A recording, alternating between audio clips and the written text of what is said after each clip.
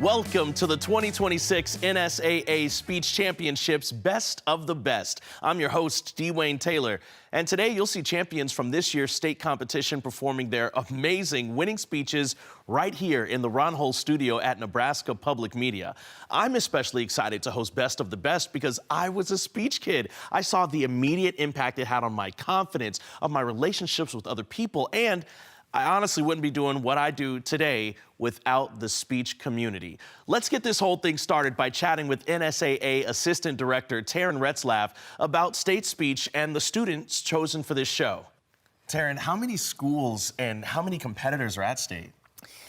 There are just under 1,100 competitors at state speech, way more than at districts, but that's the number that qualifies through to state. Okay, and how many schools does that represent? I'm not sure about okay, that. that's, I mean, hey, 1,100 students is a ton. It'd be tough to keep up with all of them at the same time. Absolutely. I did hear you had 2 different locations this year. Yeah, we were in a unique situation this year. State FFA was scheduled right on top of state speech, and so what the NSAA did was kind of shifted our meet a little bit so that students could do both.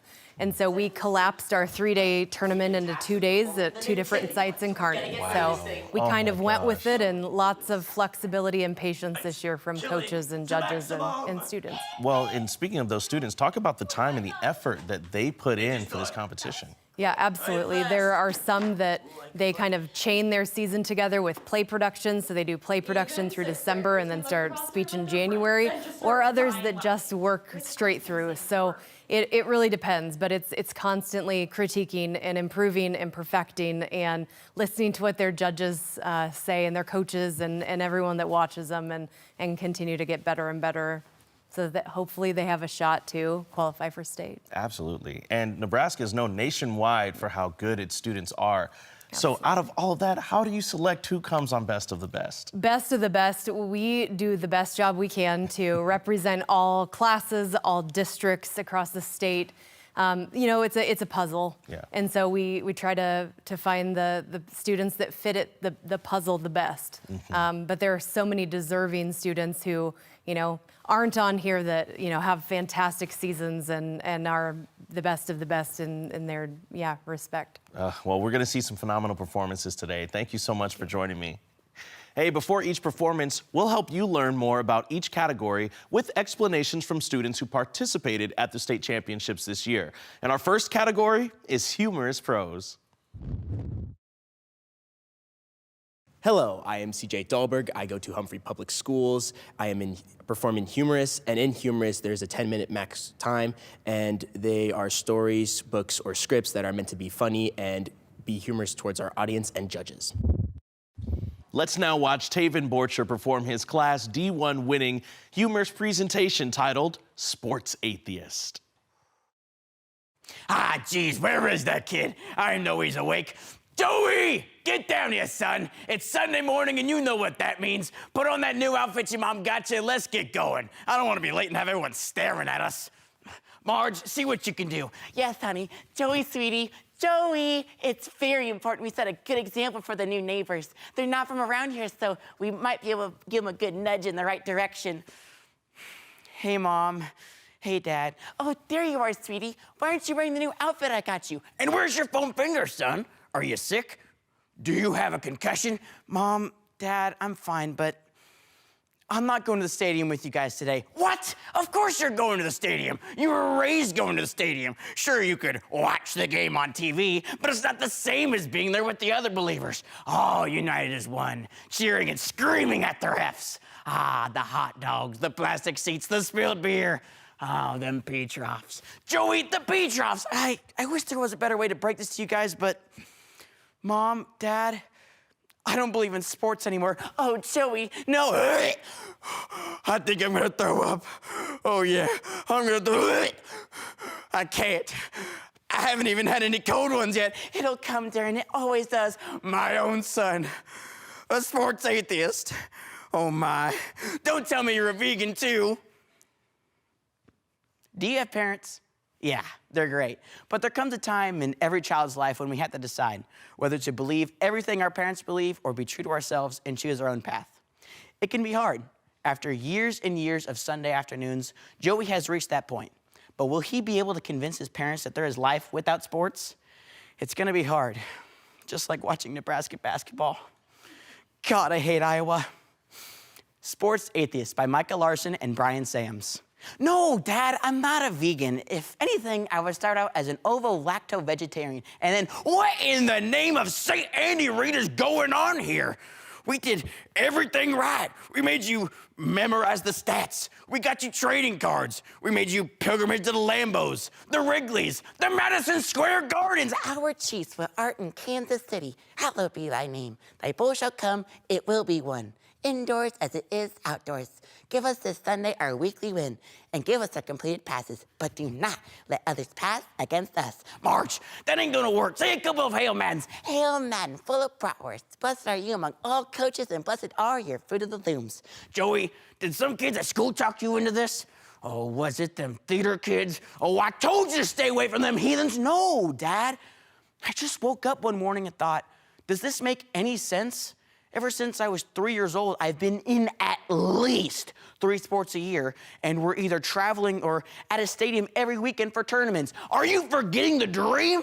Those who follow the way of sports have a great reward ahead of them. To the vision board. The scholarships, the draft, the championships, the rings, and if you're worthy, the Hall of Fame. That's just it, Dad. I'm not good enough for any of that. Oh, Joey, don't say that. You've sported so hard. Mom, I know you tried. You've wore out 3 SUVs just taking me to practice. Well, honestly, sweetie, 2 of those were totaled ramming some filthy soccer moms off the road. And for what? So you could throw this in our face? No, your team is going to the city championship next week, and well, your mother and I were keeping this a secret, but we've decided to get you your first Gatorade baptism. The blue kind's your favorite. Grandma and Grandpa are flying in. And this will break their hearts. Say you'll try. What are the odds, Dad? Only 2% of athletes ever make a dime from their sport, and only 1 out of 1,000 of those players make it really big. You think I don't know that? Salvation was just a touchdown away. But I failed. For all I have fumbled and fallen short of the glory of the first down. Now, all I can do is just take those hopes and dreams and fears and failures and just sort of cram it all into you. Marge, give me a beer. I'm ready for puking now. Darren, maybe we should talk to Coach. I already called. He's already on his way. Oh, don't bring Coach into this. No, your mother's right. Coach will know what to do. Ba-da-bum, ba-da-bum, ba-da-bum, bum, bum. Oh, I love that doorbell. Oh, forgive me, Coach. It's been 2 weeks since my last coaching session. And the name of the helmet, the cup, and the shoulder pads. Oh, look, Darren. This is about Joey's playing time. I swear. Joey doesn't believe in sports anymore. Huh. Does he have a concussion? About half the team has a concussion right now. He seems fine. Well, let me try this. Joey? The power of sports compels you. The power of sports compels you. Stop! I'm not possessed and I'm not concussed. I've just realized sports are pointless. Oh, here it comes. Whoa, Darren, you all right? Concussion, am I right? No, too much talking, not enough drinking and puking. Oh, okay. Joey, thought it might be something like this. You can drink this red Gatorade and go back to your old life. Or you can drink this blue Gatorade and forget everything you ever knew about sports. Or you can drink this grape juice and become a Baptist. No thanks. What's in the Gatorade? None but pure American electrolytes. Because even if you don't believe in sports, you'll still believe in hydration, don't you, boy? Yes, sir. And are you blessing me or giving me a concussion eye test? Oh boy, I think I might have a concussion. But yeah, let's just keep that between the 7 of us. Sure, Coach. Well, you can't win them all. Looks like you got yourself here a sports atheist. Coach out. And may the sports be with you. And also with you. So that's it? You're just gonna sit around on the weekends and do nothing? Well, actually, I thought about converting to speech. Converting? Speech? Marge, did you get him vaccinated? I heard vaccines can make your kid artistic. Oh, honey, I would never. Well, then he must have got it from your side of the family, because no one in my family is ever dramatic. Oh, sure, honey. Did you hear that the Packers traded away Jordan Love? You maniacs! Darn you all to heck! There's practice after school. Could you practice? You mean, there's a coach I can call or text at night with questions and suggestions? Yeah. And, how do we start? Sorry. How do you win? Okay, there's judges, officials. When we disagree with them, can we berate and belittle them? Yeah. But in speech, you do it behind their backs. Strange. But, it's getting better. Oh, honey, do you need new shoes? Yeah, slippery ones. Slippery? Slippery. Slippery. Slippery. Seriously? Seriously. Why slippery? No idea. So, when do you start? I guess whenever I want. Right now, you're gonna be the best Spetzer that ever was. Top of the teeth, tip of the tongue. What? Say it. Louder, faster, crisper. Top of the teeth, tip of the tongue. That's the ticket. Marge, you go get him some shoes. Extra slippery. Or I'm gonna go get him a suit with a pocket square. Let's go. Oh, Favre, what have I done? I'm here with state champion Taven Borcher and Coach Angie Hunzeker. This HI was hilarious, but let's talk about how you get prepared for something like that. You switch between, like, what is it, 5, 6, 7 different characters? Yeah, it's a lot. How do you prepare to switch like that? Well, honestly, I can't even tell you. I don't want to say it's like all comes natural to me, but a lot of it is just like preparing myself like mentally. Like before I do it, I always take a deep breath in, deep breath out. I mean, it sounds kind of corny and cliche, but it works. I mean, like every single time, like before I perform, I just take that deep breath in, and it's like it washes it all away, and then I'm kind of just in it. Yeah. I kind of enter that flow state, and I'm just in it. Angie, what is it like coaching a piece like this? Because there was a lot going on, so many cultural references, so many things to get right. How do you go about coaching this? Yeah, certainly there were a lot of Easter eggs in it, and it was a fun script. I actually judged this script a couple of years ago, and I was just looking for the perfect kid to do it, and it was just a marriage of a great script with a great kid that was just gifted and able to just pull it off, and it really has done wonders in a short amount of time. We started this, the end of February, and Wow. State was literally a month after that. So it was pretty amazing how quickly he was able to get it going.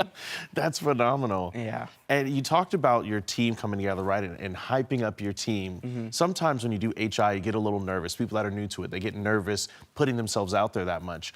Do you have any tips for those people that might get nervous starting their first HI performances? I would just say, like, whatever happens, do it at 110%. I mean, there's been times where, like, I have this thing down to a T, and there's sometimes I mess up on a line. No one knows the script. Yeah. I mean, unless they've, like, seen it before, it could be your own interpretation. If you mess up on a line, just keep going. I mean, it's just, because as long as you don't make it noticeable, they aren't gonna know what's happening. Yeah, man, congratulations. That was a wonderful performance, and thank you all for joining me today. Thank you. Thank you. Let's take a quick break. Coming up next, we have oral interpretation of poetry and extemporaneous speaking. Nebraska Public Power District was ready to power the state's ag industry growth in the 70s and the ethanol industry in the 2000s. Today, the need for energy is growing at a rapid pace. We are expanding our diverse energy generation mix and investing in our infrastructure. We are ready, not only to power today, but to power Nebraska's tomorrow. Nebraska Public Power District.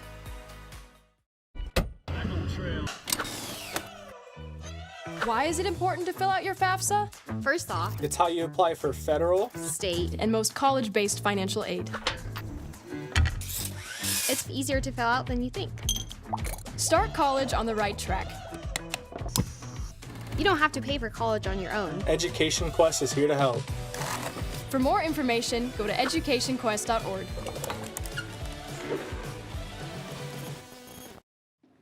Welcome back. Our next award-winning presentation is oral interpretation of poetry.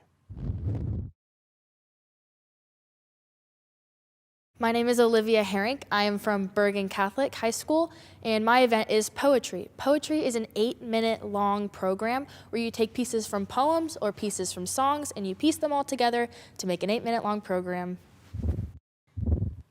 Here's Gracie Paterka of Maywood with her Class D2 winning poetry speech, Female Identity. Everyone in me is a bird. I am beating all my wings. They wanted to cut you out, but they will not. They said that you were immeasurably empty, but you are not. They said that you were sick unto dying, but they were wrong. You may rat me down in history with your bitter and twisted lies. You may trod me in the dirt, but like dust, I'll rise. According to the Oxford Dictionary, identity is defined as being able to establish or indicate who or what someone or something is. Identity is attached to many parts of our lives. It's the who's, the what's, and the why's behind what friends we choose, what family we are born into, and most importantly, who we are as people. But identity isn't something we're born with, it's something we work very hard at creating. Still I Rise and Phenomenal Woman by Maya Angelou, In Celebration of My Uterus by Anne Sexton, and A Litany for Survival by Audre Lorde are all expressions of female identity, fighting for the woman's ability to choose. This is I Am Not What You Say That I Am, a poetry program, celebrating the many faces of female identity. Sweet, wait, in celebration of the woman I am, and of the soul of the woman I am, and of the central creature and its delight, I sing for you. I dare to live. Hello, spirit. Hello, cup. Fasten cover. Cover that does contain hello to the soil of the fields. Welcome, roots. Pretty women wonder where my secret lies. I'm not cute or built to suit a fashion model size. But when I tell them, they think I'm telling lies. I say it's in the reach of my arms, in the span of my hips, and the stride of my step, and the curl of my lips. I'm a woman, phenomenally. Phenomenal woman, that's me. Does my sassiness upset you? Why are you beset with gloom? Because I walk like I've got oil wells pumping in my living room. Each cell has a life. There is enough here to please a nation. It is enough that the populace own these goods. Any person, any commonwealth would say of it. It is good that this year we may plant again and look forward to a harvest. A blight had been forecast, has been cast out. Many women sing together of this.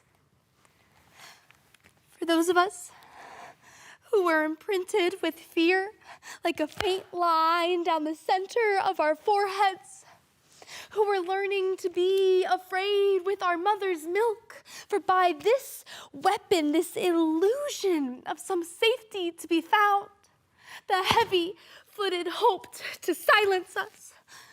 For all of us, we were never meant to survive.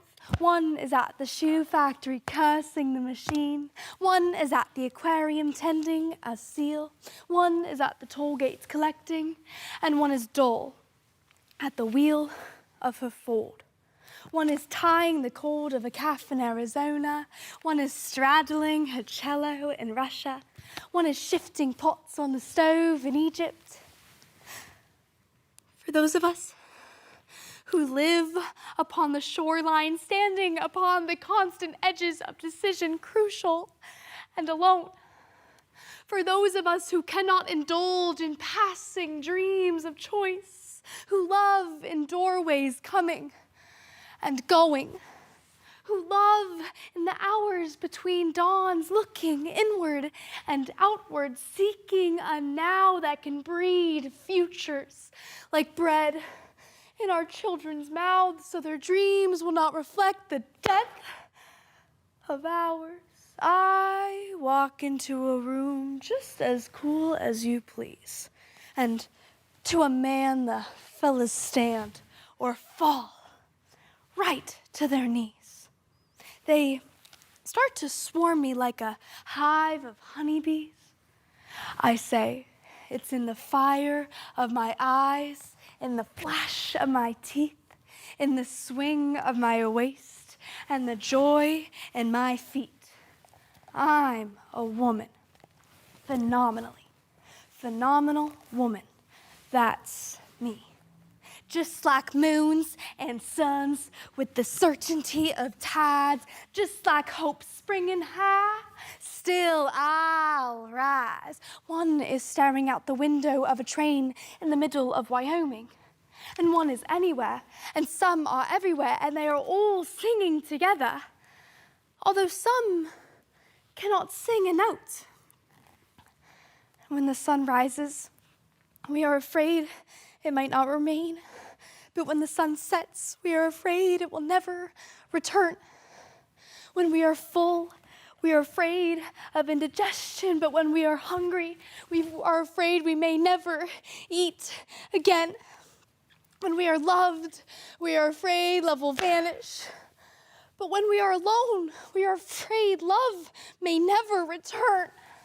But when we speak, we are afraid that our words will not be heard nor welcomed. But when we are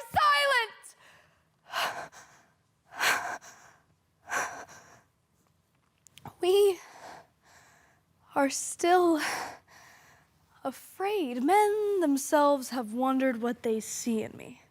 They try so much, but they cannot touch my inner mystery. When I try to show them, they say they still cannot see.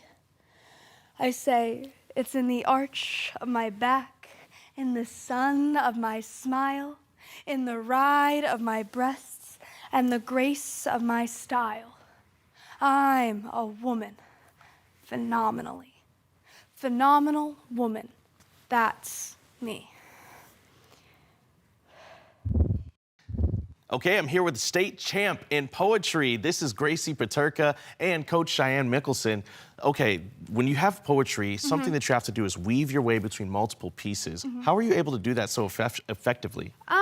Honestly, between Phenomenal Woman and Still I Rise, it was really easy to tell a story. It was really easy to be a phenomenal woman after, what's the poem called? A Litany for Survival. And I don't know, we were kind of just messing with stuff and it just found its way. We didn't even really have to do much for it. It was such a powerful piece, a powerful program that you put together, poetry. Cheyenne, what was it like coaching that? So when I was in high school, I didn't compete in poetry. I competed in everything that was humorous and funny.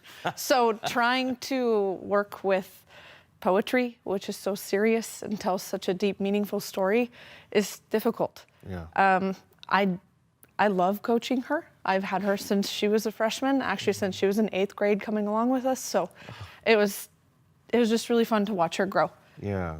And Gracie, this is your senior year? Yes. Where are you off to next? I'm going to the University of Nebraska-Lincoln, and I'm going to major in marketing. Okay. Yeah. Well, hey, you know there's a team there too. I'm looking into it. Since you're staying in the community, we'd love to always see you back again. Congratulations. Thank you so and much. thank you so much for joining us. Thank you. Thank you. Hey, next up, extemporaneous speaking.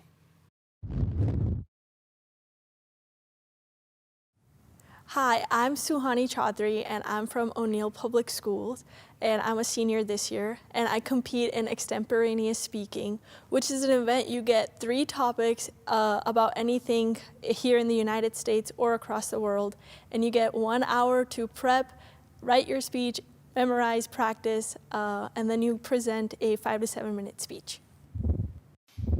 Here's Gary Howe of Class A's Millard West with his winning extemporaneous speech, The Nuclear Energy Power Shift. Earlier this year, when speaking to reporters, President Trump stated that he has a very big, very shiny nuclear button he's willing to press. And though many people, including this extemper, thought he was talking about nuclear weapons, instead, it seems he's pressing the button for nuclear energy, because this plan is bombs away. In fact, an article by the New York Times explicates this on May 23rd of 2025, explaining that through 4 executive orders, the United States is accelerating its construction of nuclear reactor plants, which in turn create nuclear energy, a new form of energy source that the United States can use to propel itself towards construction. So considering that the World Nuclear News, in an article on May 23rd of 2025, explains that the United States is set to quadruple its energy output through nuclear energy by 2050, it is imperative we ask the question of, is President Trump's nuclear energy policy a bright spot in the president's domestic policy platform? To which the answer is a clear yes. This plan is nuclear in the best way possible for 3 key reasons. First, because of the climate benefits. Second, because it's providing energy security. And finally, because it's preserving left-behind local communities. To begin, when you first hear of nuclear energy, you're typically told it's a sustainable energy source. That's the first reason this nuclear energy policy is a net benefit, because of the climate benefits. We can see why this happens because of the very way nuclear energy works. In fact, MIT, in their February 1st of 2024 study, explains that the way nuclear energy happens, either through the ions uranium-235 or plutonium-239, sees one ion through fusion be split apart into 2 separate atoms, which as a result creates an exothermic reaction that produces mass amounts of heat. And throughout this process, you see neither carbon or any other form of fossil fuel. And we can see why this kind of energy, specifically through its construction, is beneficial.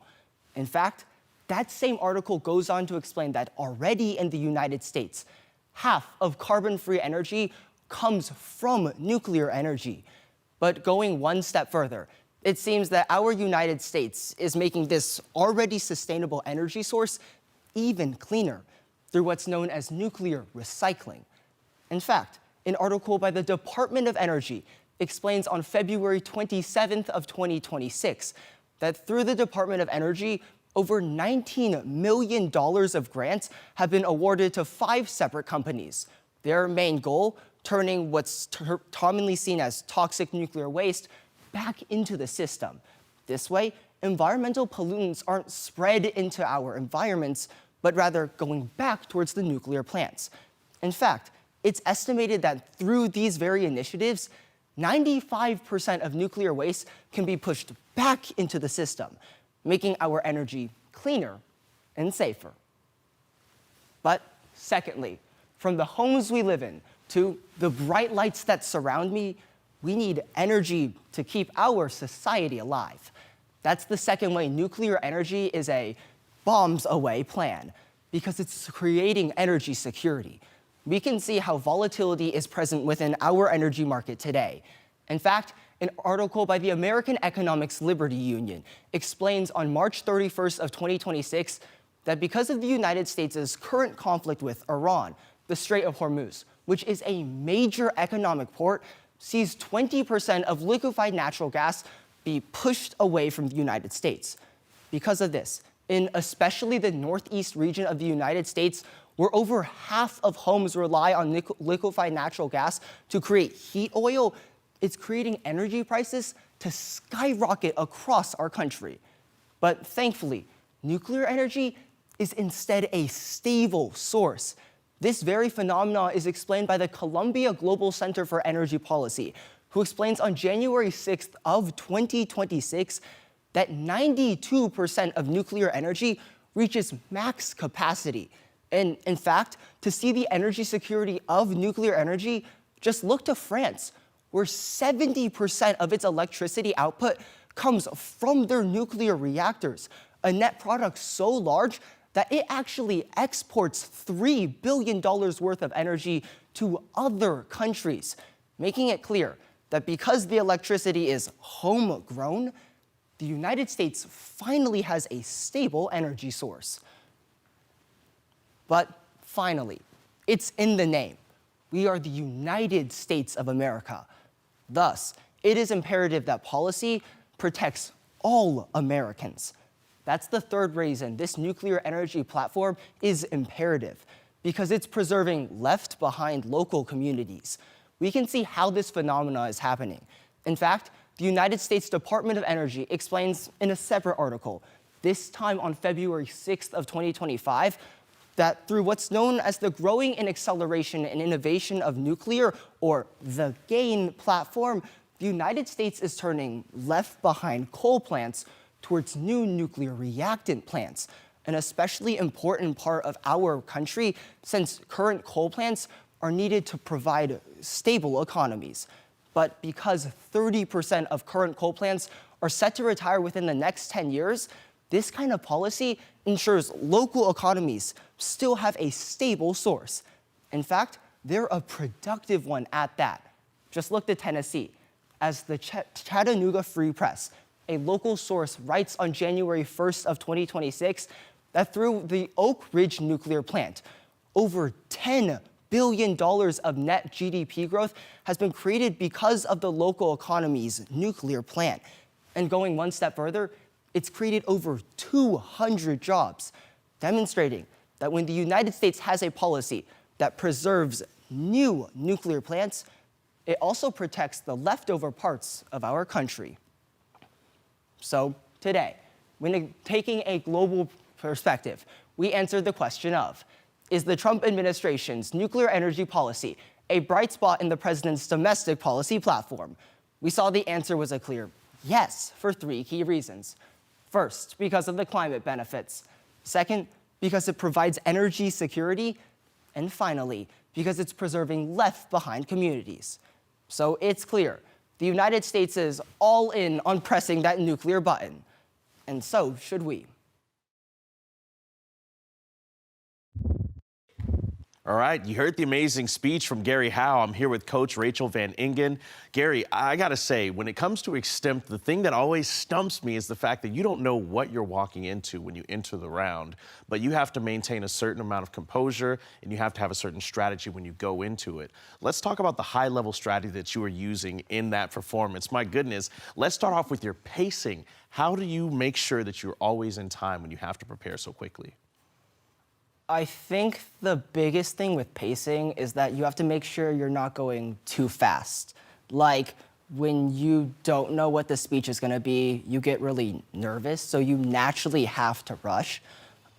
That's why I think it's really important that you allocate at least like 10 or 15 minutes to practice what you think the speech is gonna sound like.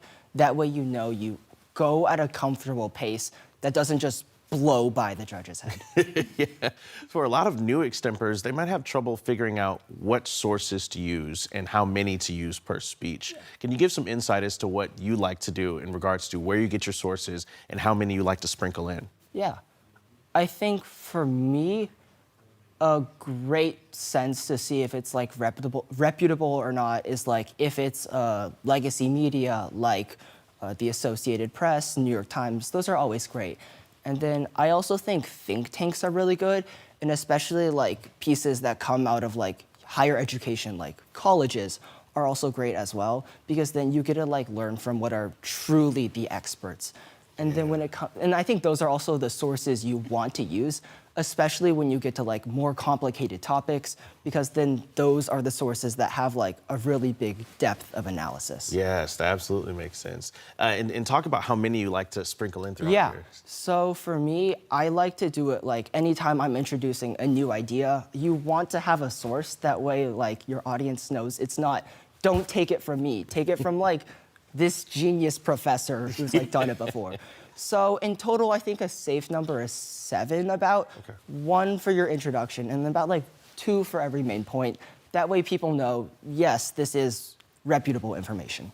Rachel, this is one of those events that is particularly hard to coach. Explain how you go about getting someone ready to perform Extemp.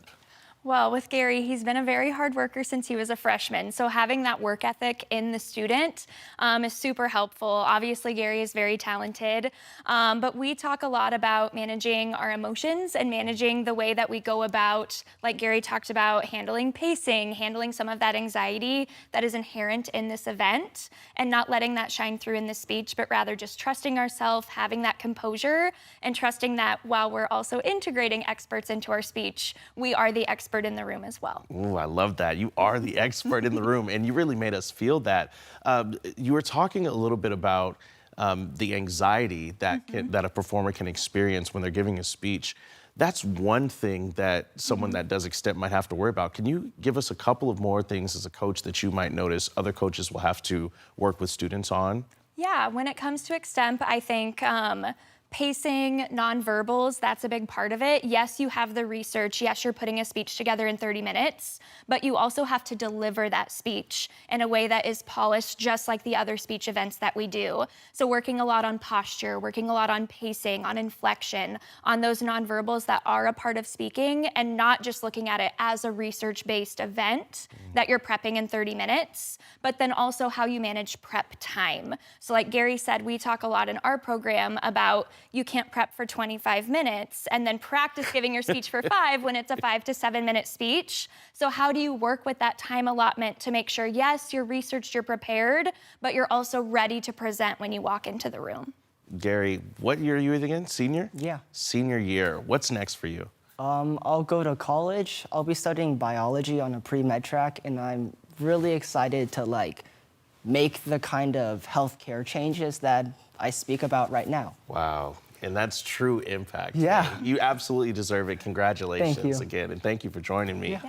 Hey, watch winning duet acting and entertainment performances right after this quick break. Every herd, every flock, every farm, Nebraska soybeans are there. 97% of harvested soybeans are used for animal feed, delivering the protein, amino acids, vitamins, and minerals animals need. Nebraska farmers aren't just growing soybeans, they're helping feed animals, families, and communities. Nebraska soybeans, growing opportunity from the ground up.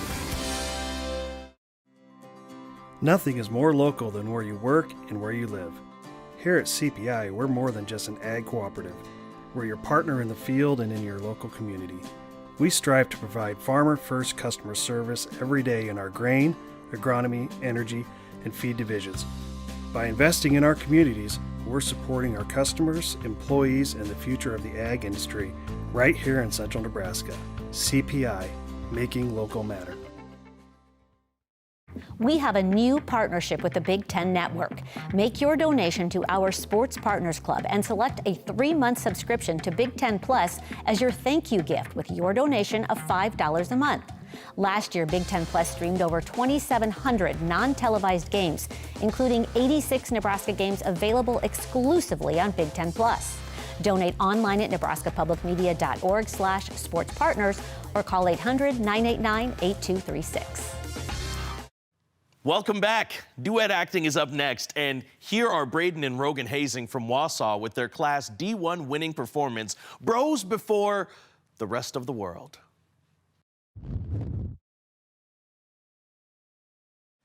My name is Whiten Fidelki. And my name is Owen Standage, and we are from Ravenna High School. Duet acting is a competitive event with a 12-minute time period. You can use 2 chairs or a table. Duets can be humorous or serious and can be taken from movies, books, scripts, or skits. We didn't choose to be brothers. Nope, we were assigned. Like homework from the moment he showed up. Wah, wah. Oh.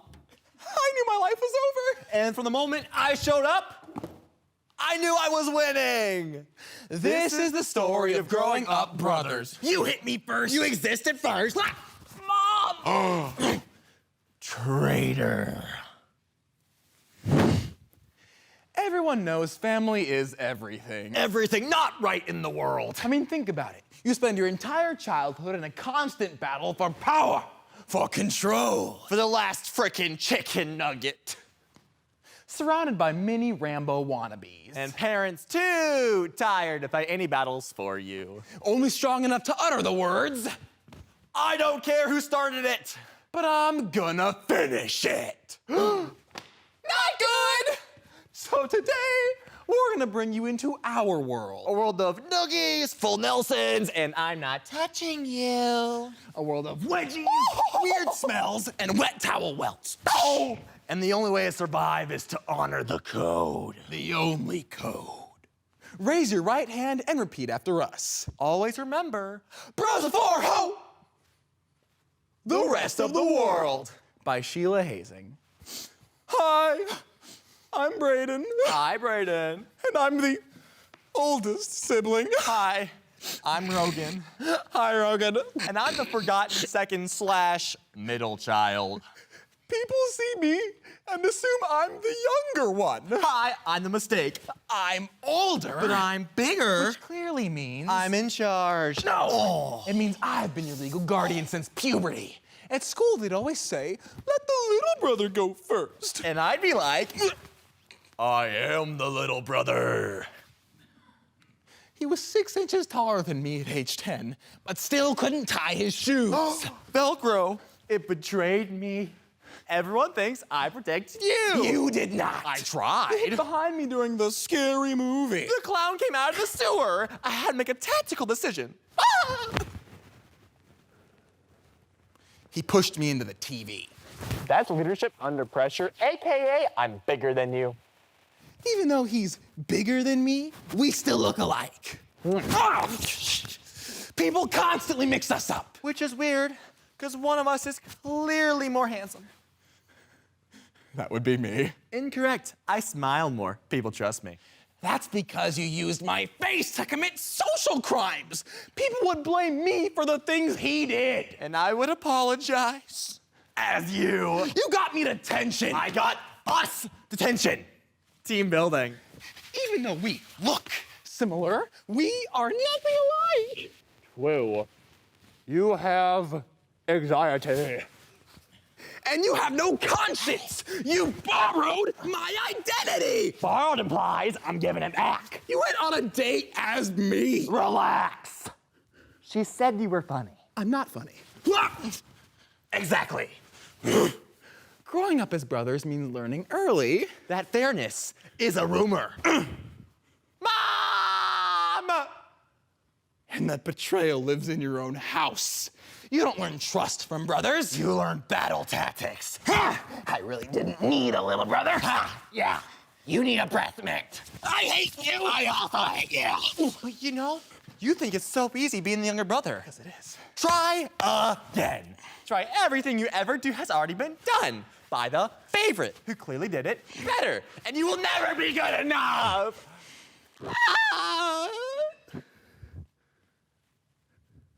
Are you okay? No! Growing up second means living in someone else's shadow. Which is weird, because he's not even that tall. Thank you? Every time I did something for the first time. I'd already done it. First steps. Walked early. First words. Full sentences. My parents didn't cheer. They nodded. School was worse. I tried sports. Varsity. I tried music. Soloist. I tried theater. Standing ovations. I tried being bad at things. I'm surprisingly good at that too. I'd say I want to be my own person. Like you, brother? I hate you. I cannot believe people said getting him would be the best gift I ever get. You know what else they say that's stupid? You two must be best friends. That's because they've never seen us share a bathroom. Or a charger. Or a childhood. Need help? Yes, please. Shorty. They say being brothers is a lifelong bond. Incorrect. It's a lifelong competition. You jerk! Ha. Well, at least we do push each other to be better. Yes, we do. You pushed me down the stairs! Once, but you do it emotionally daily. What they don't tell you is the worst part about being brothers is the privacy. There is none. I know his secrets. And I know his browser history. You want to talk about secrets? Mm-hmm. How about we tell them the time you tried to establish your dominance over me with rocks? Mom, Rogan broke the window. What? How? I don't know. He just got mad at me, picked up a rock, and chucked it at the window. We both know that's simply false. All right then, you retell it, home renovator. Fine.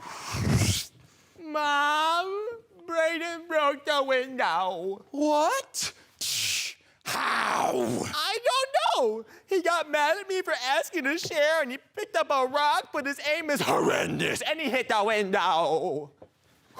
Well, sounds like you were being a pain in my glass. You know, if you would have kept your mouth shut, we both wouldn't have gotten spankings. And if you would have minded your own business, poor Mom wouldn't have had to spend $500 on a new window. $500? You want to talk about $500? I do. Does $3,000 ring a bell? You said you wouldn't bring that up. Well, I did. So why don't you tell me about how my maybe $500 glass living room window could possibly be worse than your $3,000 Clash of Clans spending spree? It was one pack of diamonds. One pack of diamonds for $10. Yes, one pack of diamonds for $10. 300 times! I was 5. You were 11. You have no conscience! Yes, I do. It's, what's his name again? The other brother. He is one without a conscience, and it's most likely because you tried to see how strong his head was with the table! Ah! Wait! You did that! Oh. I'm the one who tried to save us by smothering his face with a pillow so he wouldn't scream. Shh. I don't think we told Mom about that one. Crap! Well, at least we know. Pain is shared. Maybe it isn't totally your fault that I hate you. It's theirs. The parents. I mean, everything they say. Lies. We love you both equally. That's a lie. A nice lie, but a lie. We both know who you love the most. Him. Oh, Bull, it's you. No, it's you. Ah! Wait. Why are we fighting? We both know who they really love the most. Yeah. Our sister!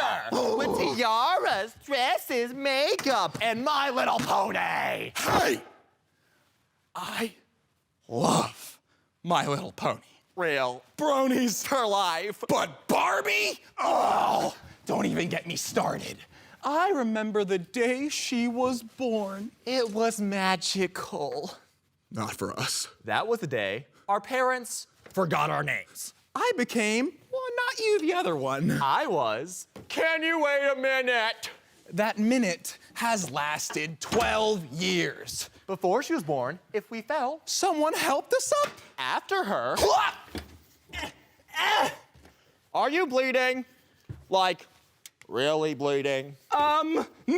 Then watch your sister. Ow! There are photos of our childhood. And there are albums of her childhood. We have one photo each. Blurry. From a distance. In the back of her photo. The rules were different. If we got in trouble, we got a 3-hour lecture. If she got in trouble, you need to be a better example for your sister. Oh, but here's the thing. She didn't just change our family. She united us. Nothing bonds brothers like having a mutual enemy. Dude! No! It's a rocket. Put it away. Fine. Thank you. No! No, but it's a baby. Whatever. Thank you. Meow. We formed an alliance. A silent nod across the room.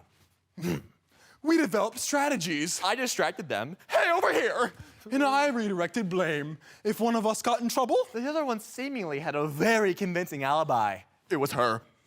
And yet she still won. She cried. Constantly. She tattled. Aggressively. She weaponized innocence. And they believed her every time. She didn't fight fair. She cried on cue. She said things like, He started it! Started what? Because you're smiling behind your back, Mom. She's lying.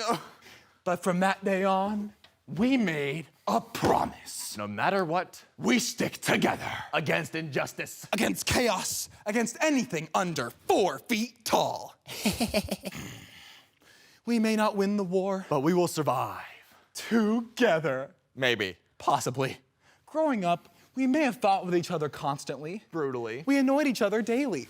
That's our love language. But there were rules. Unspoken rules. I can call him annoying. I can call him ugly as homemade sin. I can steal his stuff. I can use his toothbrush from the bottom of my shoes. Wait, what? Moving on. But If any of you do any of that, no. You want a piece of this? now, you want a piece of this? Are we serious? Hush, we're trying to fight the invisible threat. Fine. You don't know his embarrassing story. I do. You don't know his secrets. But I do. And I will never tell. Unless I need leverage. We've had years to perfect our attack. You want to get to him? You go through me. Finish him. Hey! Did we just become best friends? No, I still hate you. Ditto. One day, we might not share a house. We won't share clothes. We might not even share a room. But this doesn't go away. Because being brothers isn't about liking each other. It's about always being there. The world is loud And fast. but always remember, bros before ho! The rest of the world. Wait, isn't there another brother? Oh well. We got the whole family here, the duet state champions from Wausau. We have Braden Hazing, we have Rogan Hazing, and Coach Sheila Hazing here. This is an entire family. And Sheila, your mom, how does it feel to coach your sons? I got to start there. It's a lot of fun. It's a lot of stress sometimes, but it's always interesting. Rogan, working with your older brother, how's that been? You know, I've been working with him for so long, it just gets used to it, and it's great every time. Okay, Braden, how do you feel about working with your younger brother? That was a lie. Been with him for how many years? It's a lot of pains, it's a lot of aches, but it's so much fun. I don't think I could be with anyone else in my high school career as much as I complain about it. Yeah.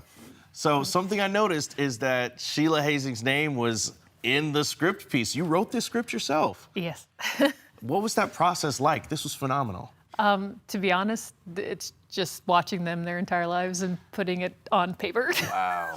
Oh my gosh. And how did you all react to seeing an entire script written basically from your life? Some of the stories I looked at sighed a little bit, but I knew with me and Rogan, we've been bending scripts and having fun with them every year we've been together, so I knew it'd be great. As a duet that are siblings, there's some of that cohesion that other people might have to work to get towards. What are some tips that you have for duets that need to get together more often? Well, don't be afraid to get a little handsy. That's my main thing. Don't be afraid to touch each other and have fun the entire time. You know, I have so much fun every time we do this, so working with this guy's always great. Oh, well, congratulations, fellas, and congratulations, Thank you Coach. so much. You all deserve it. Up next, we've got Entertainment Speaking.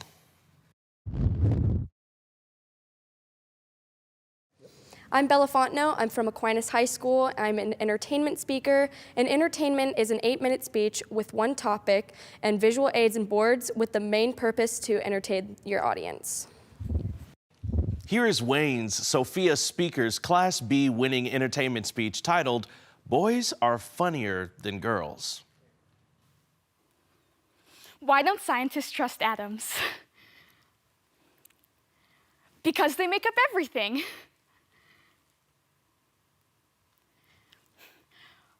What do you call a karate pig? A pork chop.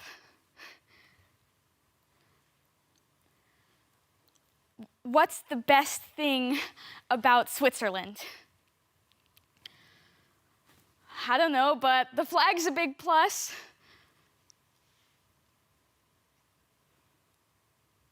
If I were a boy, you would have laughed at those. But I'm not. So I have to work a little harder at my humor. Thus, I'm here to tell you about one of the oldest truths in humanity, that boys are funnier than girls. Today, we'll examine why this is a salient fact of life. To fully understand why boys are funnier than girls, we must first evaluate the history of humor. Next, we'll look at some of the tools that men use to make their humor so superior. And finally, we'll analyze some topical proof as to why boys are funnier than girls. To begin, we must first embark on a scholarly walk through history. Let us travel back to ancient Mesopotamia, the birthplace of writing, agriculture, law, and civilization itself.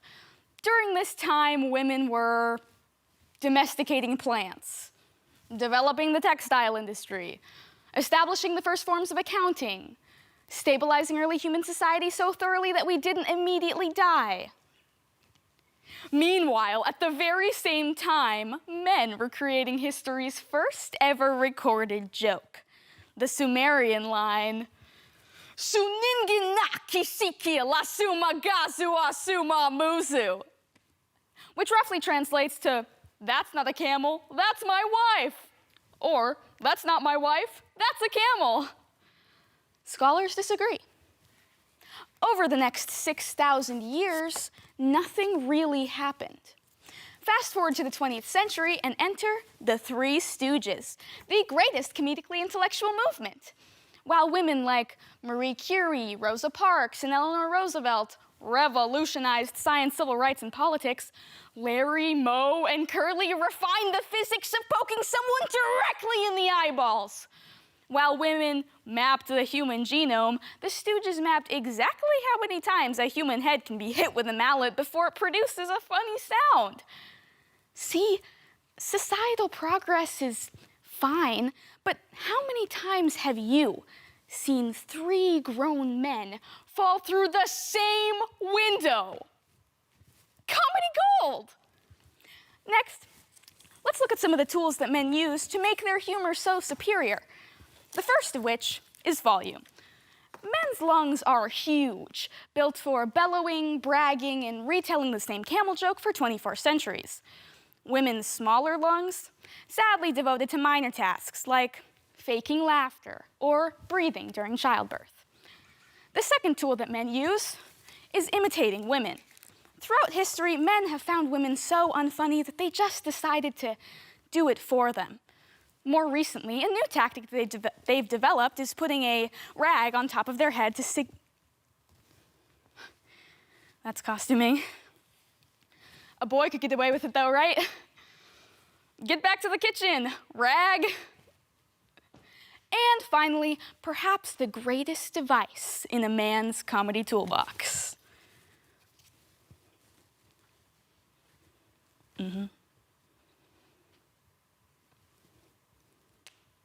Slapstick?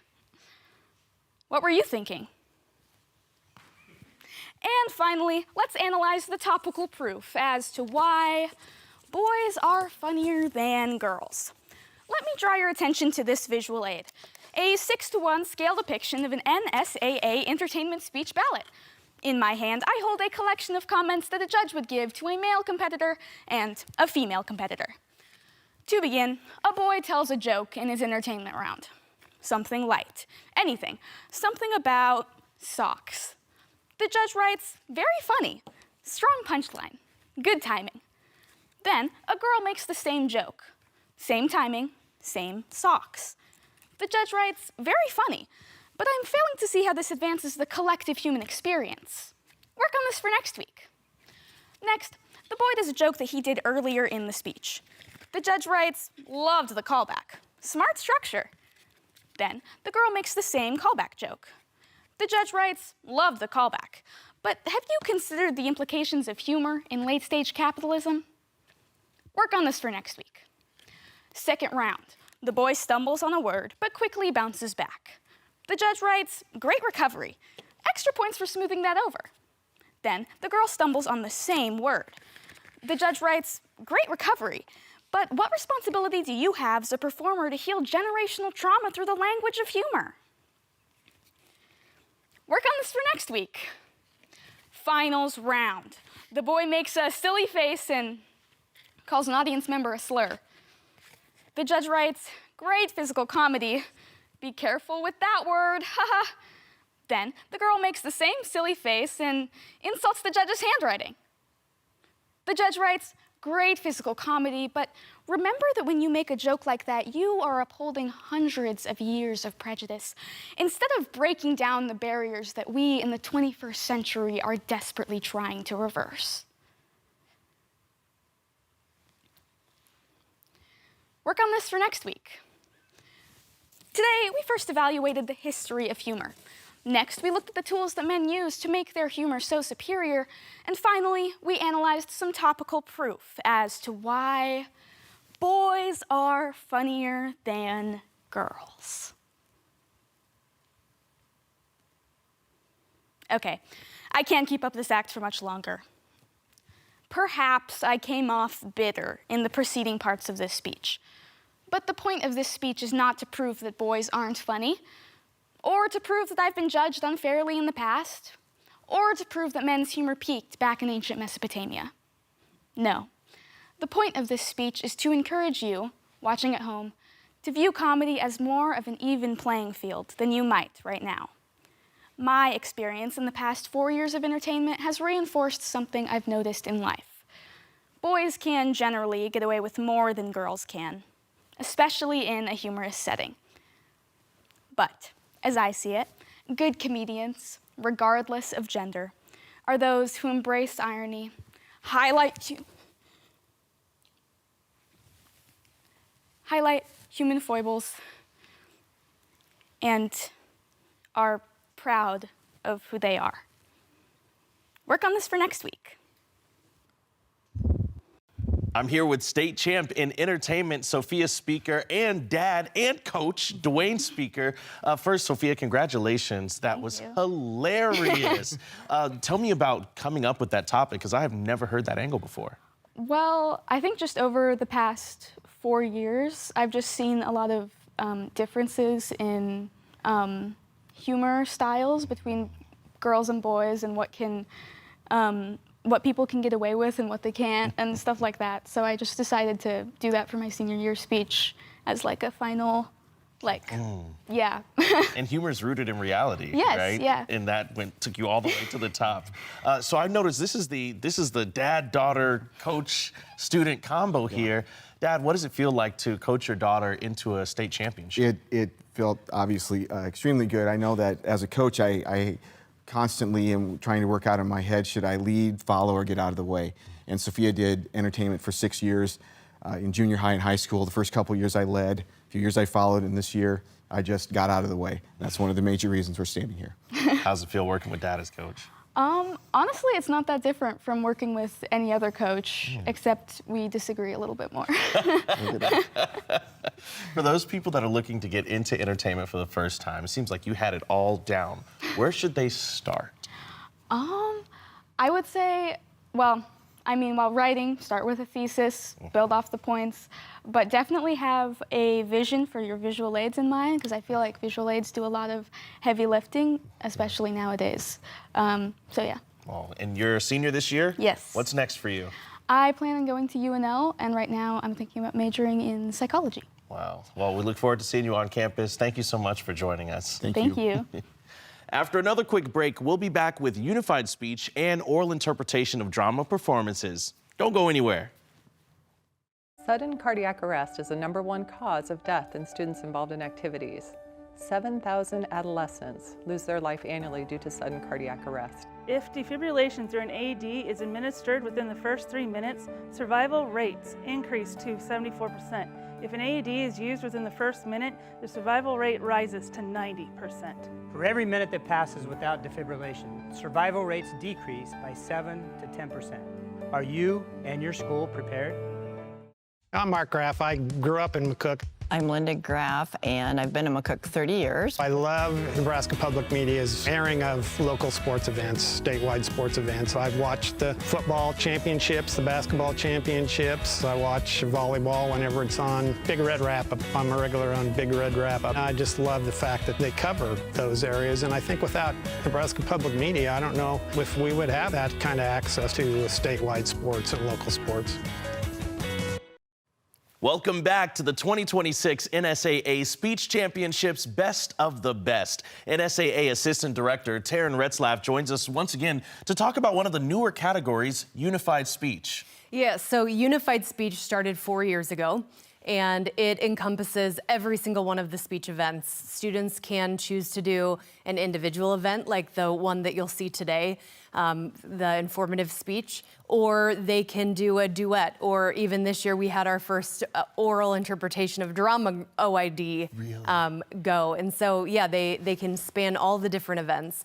And then on the more competitive side of Unified, there is Unified Duet Acting. And those students compete with a regular education student, and they compete against each other and are ranked and everything else. So it's very competitive. Oh my gosh, I'm so excited to see this.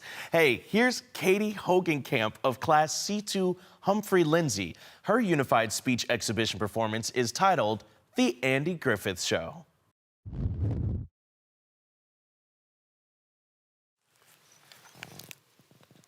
Certainly law. Most of the time these words will people like facts. I have never heard these real life, but I have.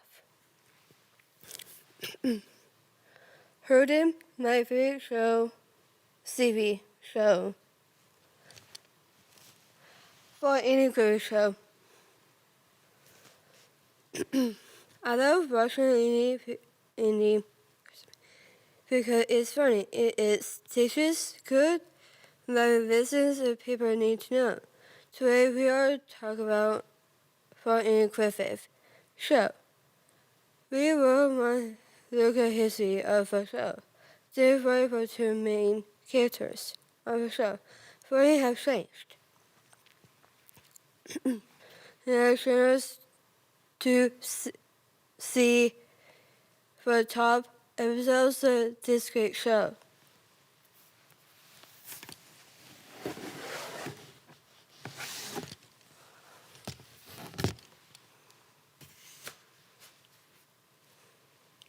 First, we will look at history of Andy Griffith show. Civil guidance for in 2026 that for Andy Griffith show has on 78 years. For the show aired CBS. Is there between 1960 or 68? 1968. Where there 249 episodes. First show ended in 1968. Then, not any shoes, leave it be movies and other shows. A YouTube video company Vision said that show took place in the small town called Mayberry, Carolina. Mayberry knew a town. This town is not real. It was based. Not all small towns are over America. Then, but town has worked in big cities. It is simple. People have actually show escape hard things.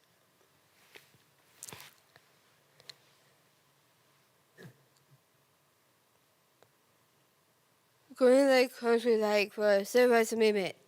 Good War. Today the show can be watched on different apps. and can be trained on Braille TV.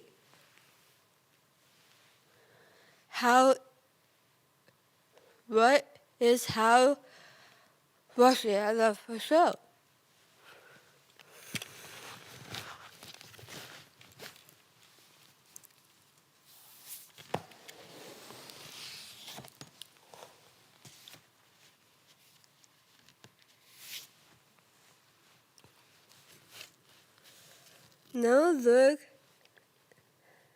Now we'll look at history for show. Let's tune into main characters on for English show. For Mayberry Circle Outside said on its website in 2025. Ini is a title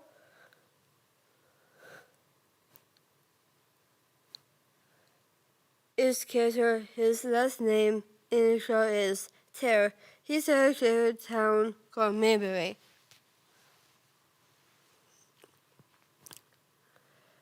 He has a father's son named Opie. Opie has 6 years old. Then, for the show starting according to Howard reporters, Opie went grow up like his dad, Deputy Bonnie 5.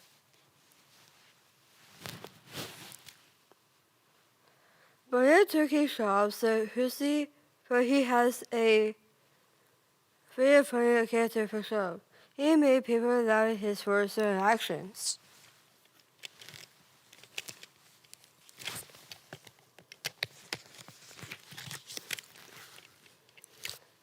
Last minute character she has in B. In B, has Annie's aunt, who became alive with Annie and Opie then Opie, who has 6.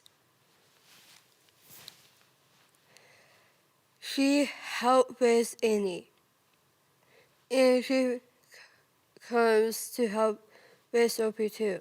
There were a whole bunch of other characters of a show, but these were their most important.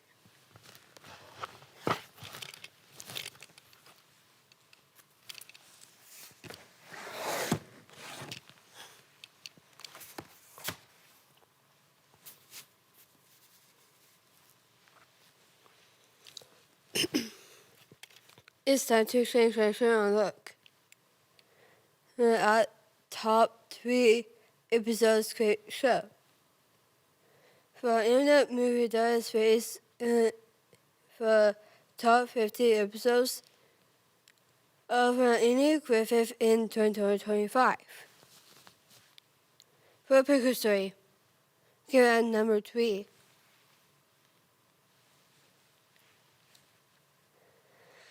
If he has great burger, she cannot, because pickles.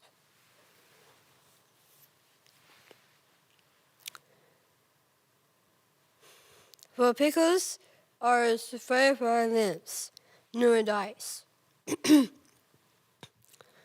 Nobody wants to tie her by the arm. So buy high pickles at Annie. Buys her sharp pickles from the store, face them. But number 2, show sits and rest.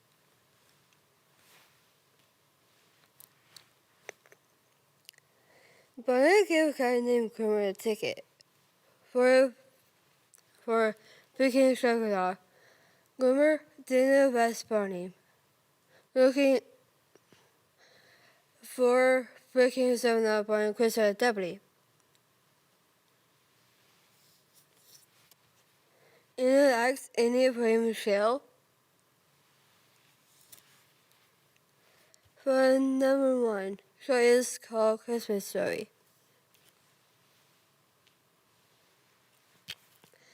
A mean old man named Ben, who has his heart-shaped. Write a newspaper in memory. It is based off books, A Christmas Story.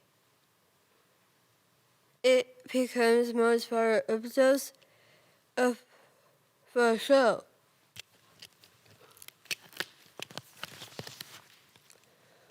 There are a lot of watch series for I choose. To watch show from good old days to a we talk about in a Christmas show. We talk about history.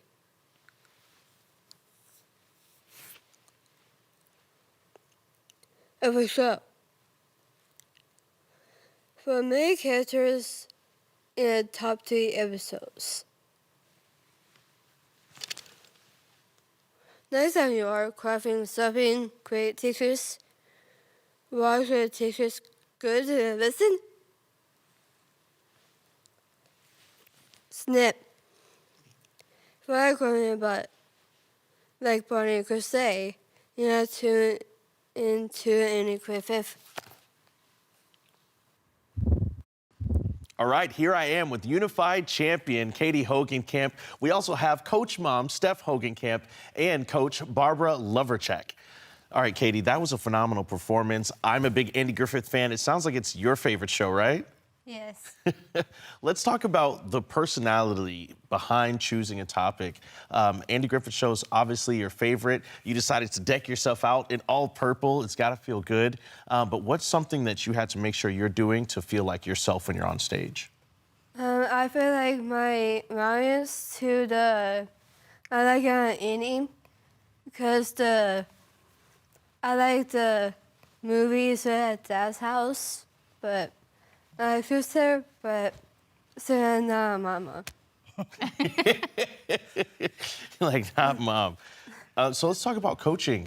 When you talk about having someone use their personality to really shine across an audience, what are you all looking for when Katie's performing? I try to find things that she's interested in, in doing, because otherwise it is quite a challenge. But anything that can show her spunk and her sass and her personality is what we try to go through. And I'm going to defer to Barbara a little bit because being mom coach, sometimes that spunk and that attitude collides with creative ideas. So she coached her a lot more than I did. I would say that the biggest thing with Katie is helping her to speak clearly and to enunciate all of her words. I know that she gets really tired of us asking her to do it again. Let's do that again. We couldn't understand that. Slow down. But I think the articulation and the pronunciation of all of the words is our biggest challenge, but she has stepped up. I understood nearly all of her words today, so she did great. Hey, that's state champion level. You And bet. Katie, how does it feel to be a state champ? I feel like my audience because we're heading steps to posters are checking out. Yeah, Ms. Like Heidi. the favorite moment, but also Mrs. Hogenkamp says that I cannot go right now because in my experience is because I didn't like it, but can't. Hey, it looks great, Yeah. right? But does it feel good to be a speech champion? Yes. Yeah. She was very proud to wear her medals. And you should be. It was a phenomenal performance. Thank you so much for joining us today. Our next category is oral interpretation of drama.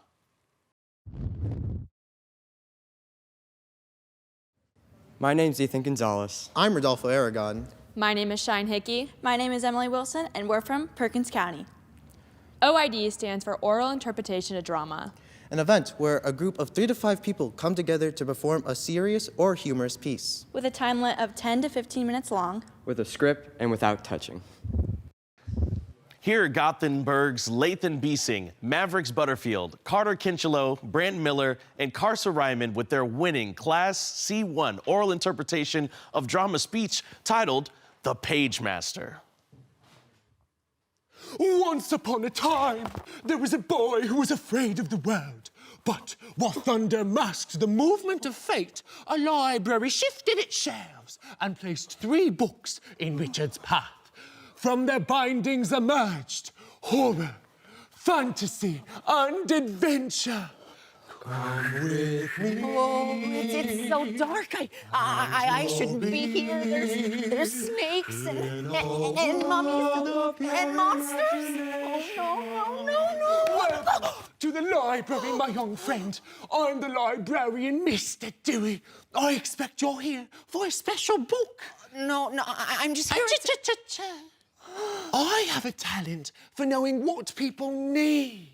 You're in need of fantasy, brave knights and ferocious dragons, or maybe adventure. Of course, you're a boy who loves adventure, or maybe horror, haunted houses and graveyards. Your library card, please. I don't have one. Don't have a library card? Well, shh. Now you do. Sign there, last name first. Oh, yes. Richard Tyler.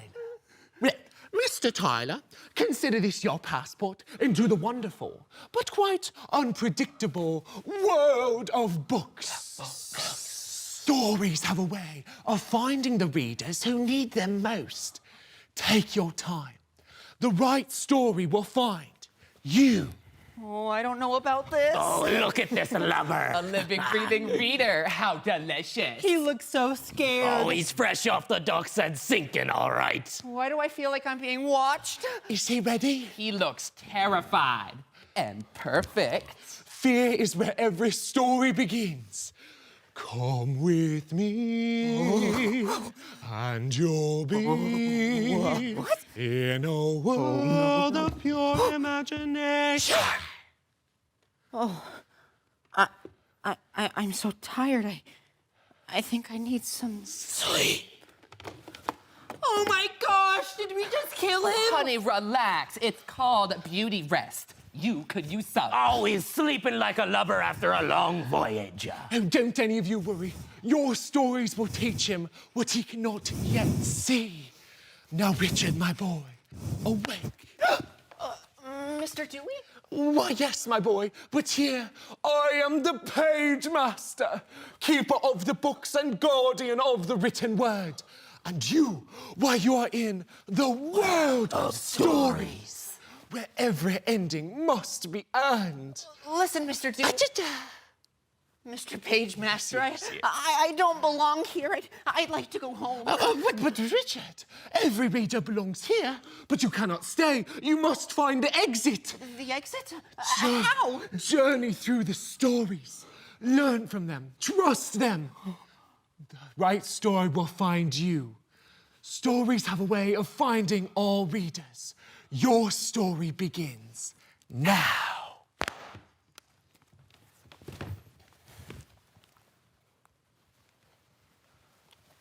Once upon a time, a boy named Richard Tyler wandered into a library and stepped into legend. He crosses into a magical realm where stories come alive. Fears take form. And courage must be earned page by page. Guided by the mysterious Page Master and 3 enchanted books. Horror, fantasy, and adventure. Richard embarks on a journey through the written word to find the way home.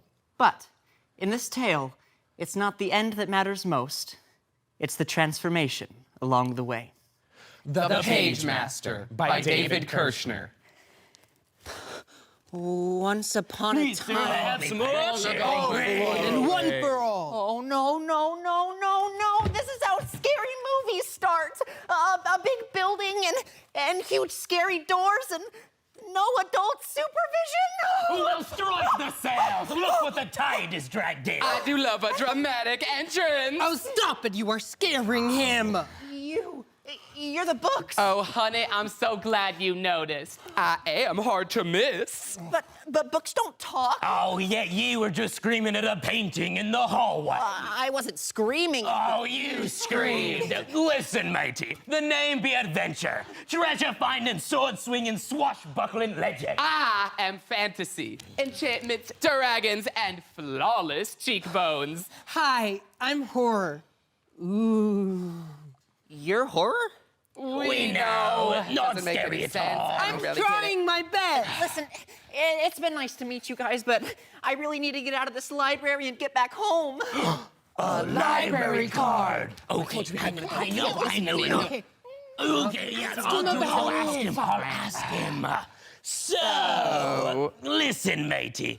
We'd be happy to navigate you out of here, but there'd be one small favor we'd be asking in return. A favor? What kind of favor? Well, I was thinking you could check the lot of us out, you know? Well, not like, check us out. Though I get that a lot. But like, check a book out of a library. I'm coming too. Oh, okay. I'll check you out. Yes. But only if you help me get home. Oh, you got yourself a crew, Cap'n. Now, let's just have a look-see for our exit sign. Ahoy, matey! There, in the distance. It is the exit sign. Aye, lad. Right above that haunted house. Aye, laddie, the horror section. We'll begin with a spin, traveling in a world of my creation. Are you crazy? I'm not going in there. I'm afraid there's no other way out, sugar. No, you can't go in there. It's scary in there. It's just a house. 17% of all accidents happen inside of a house. Oh, I'm not afraid of nothing. I'm afraid. I'm afraid of the dark and dentists and cucumbers. Cucumbers? I know just how you feel. Oh, just stick close to me and you've got nothing to worry about. This way, mateys, and keep it quiet. I swear, if a ghost touches me, he better take me to dinner first. Shh. What? Hello? Is anybody home? Welcome to my humble abode. Hello there. Oh, hello there, Mr. Dr. Jekyll. Oh, you're a doctor? I derive no pleasure in telling you this, but you are in extreme danger. Even now, forces of evil lurk inside of this very room, waiting to strike. You see, all beings are possessed of both good and evil. Evil! But enough of that. Anyone care to join me for a drink? Listen, matey, I think we're all right. Too late!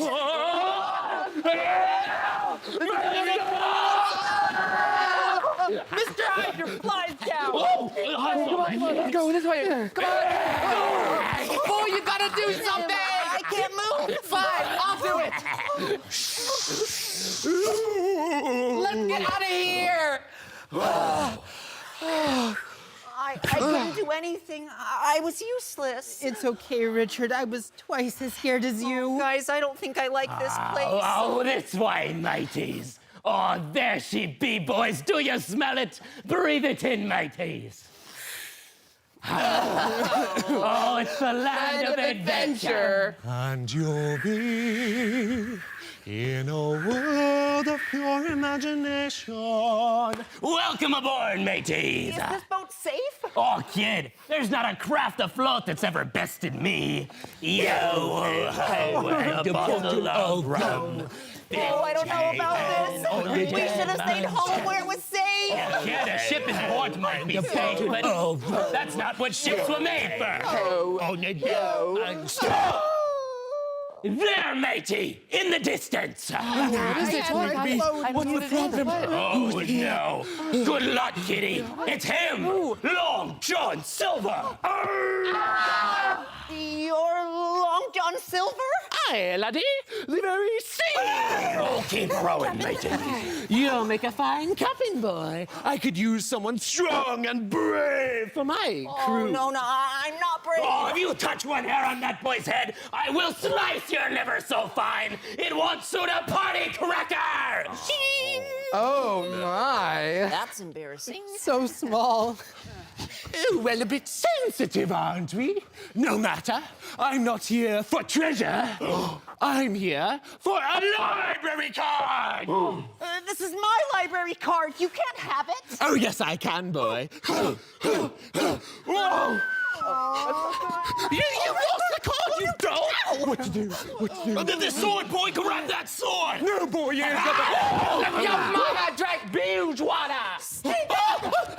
Careful, boy. Somebody could get hurt with that blade. I know someone could get hurt. 32% of all accidents are caused by knives or other sharp objects. What? Now go away.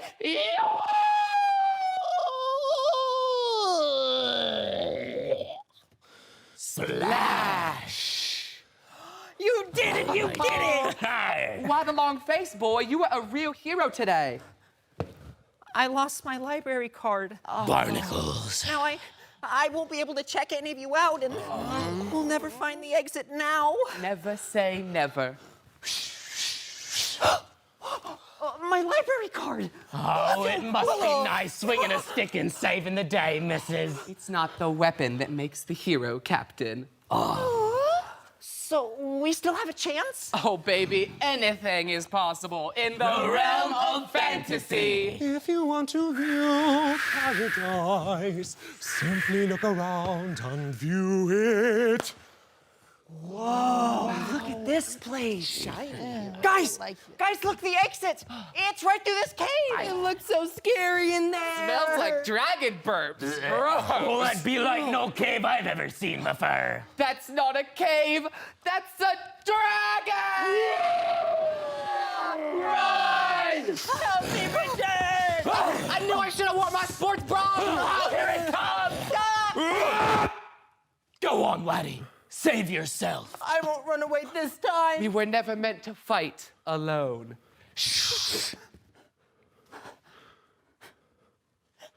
The old me would have run. But what about them? When in doubt, boy, look to the books. Look to the books. I am brave. I am brave. Go for the gizzard! Watch the tail! Get him! I am brave. By the authority of fiction, non-fiction, and the Dewey Decimal System, I hereby reshelve you. All was well. Happily ever after. The boy was changed. There's no life that I know to compare with pure imagination. Now, Richard, my boy, awake. The exit? Yes, my boy, it's this way. Wait, I forgot something. Oh, and what was that? Come with me. Oh, well, I'm sorry, but you can only check out 2 for today. Oh, no, but Mr. Dewey, I promised I'd check him out. You promised whom exactly? Him. I mean, please, Mr. Dewey, just this once. Just this once. And you'll be in a world of pure imagination. You see, I have a talent for knowing what people need. Just this once. Thank you. Well done, Richard.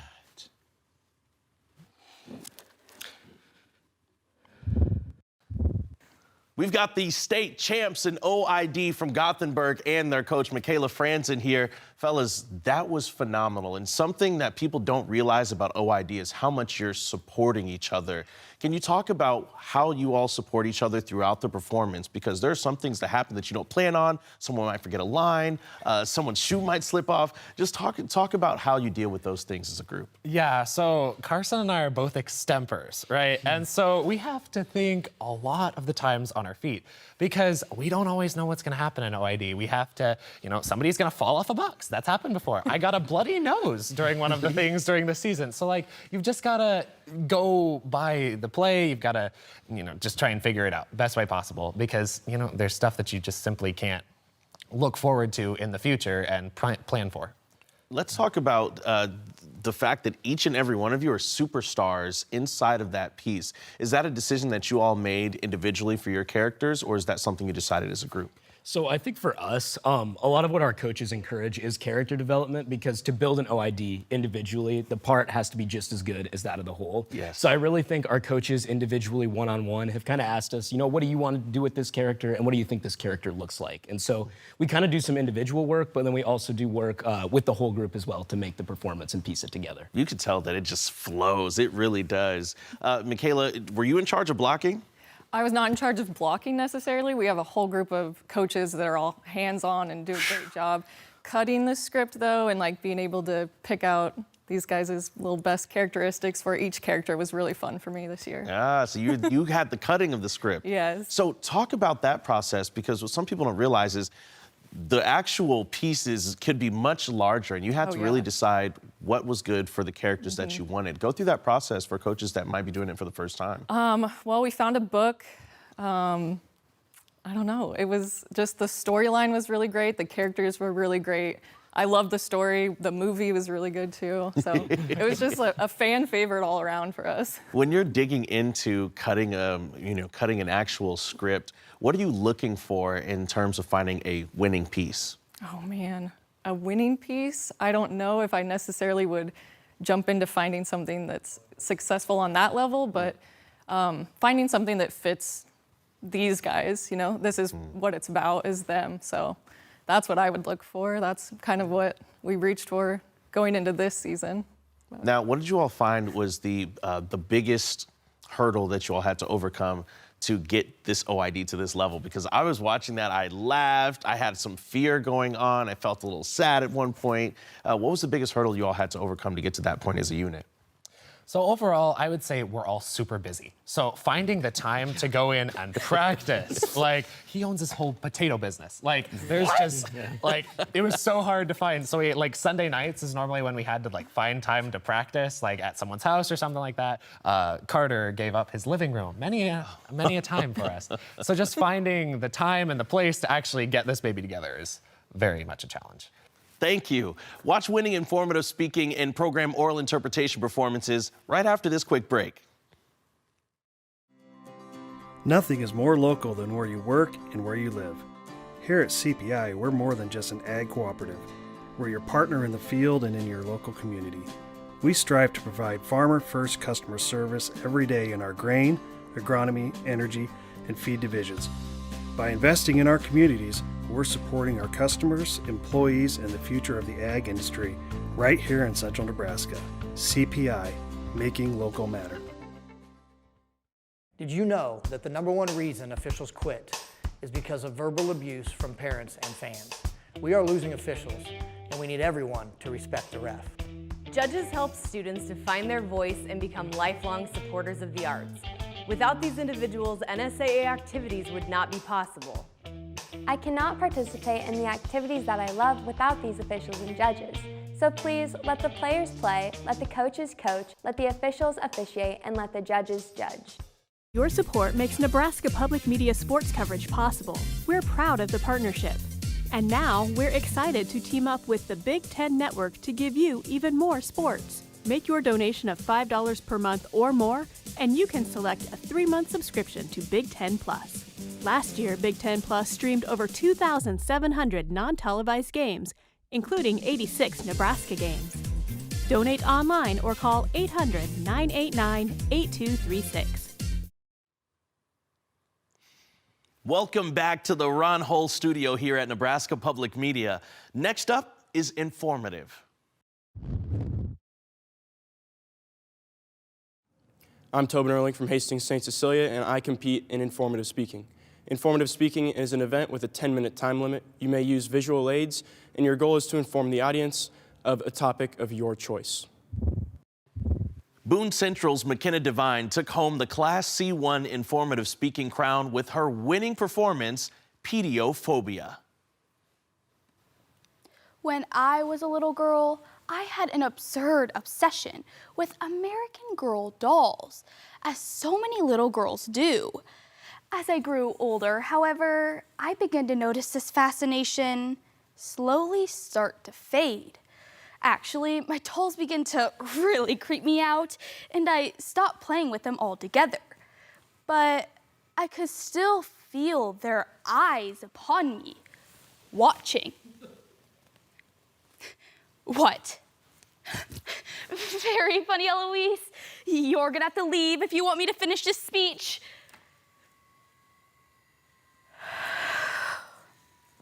You see, if dolls are nearby, I can't concentrate, watch TV, or even hold a conversation. Seriously, I can't even sleep with dolls in my room. Who knows what they might do to me as I lie there, helpless and snoring. I suppose that you think I'm overreacting, but 60 million Americans feel the same way that I do. According to the National Institute of Mental Health database, on January 2nd, 2026, nearly 1 out of every 5 American adults suffer from pediophobia, the irrational fear of dolls. However, this fear is surprisingly uncommon among children.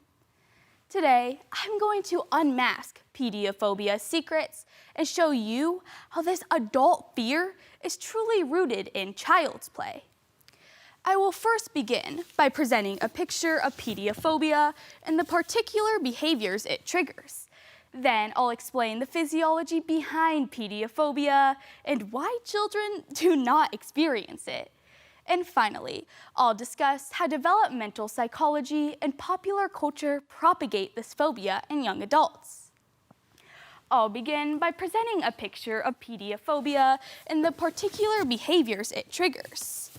It is important to first understand that, as stated by psychologist Dr. Timothy Legg in a March 2024 Healthline article, that pediophobia, the irrational fear of dolls, is a subtype of automatonophobia, the fear of human-like figures.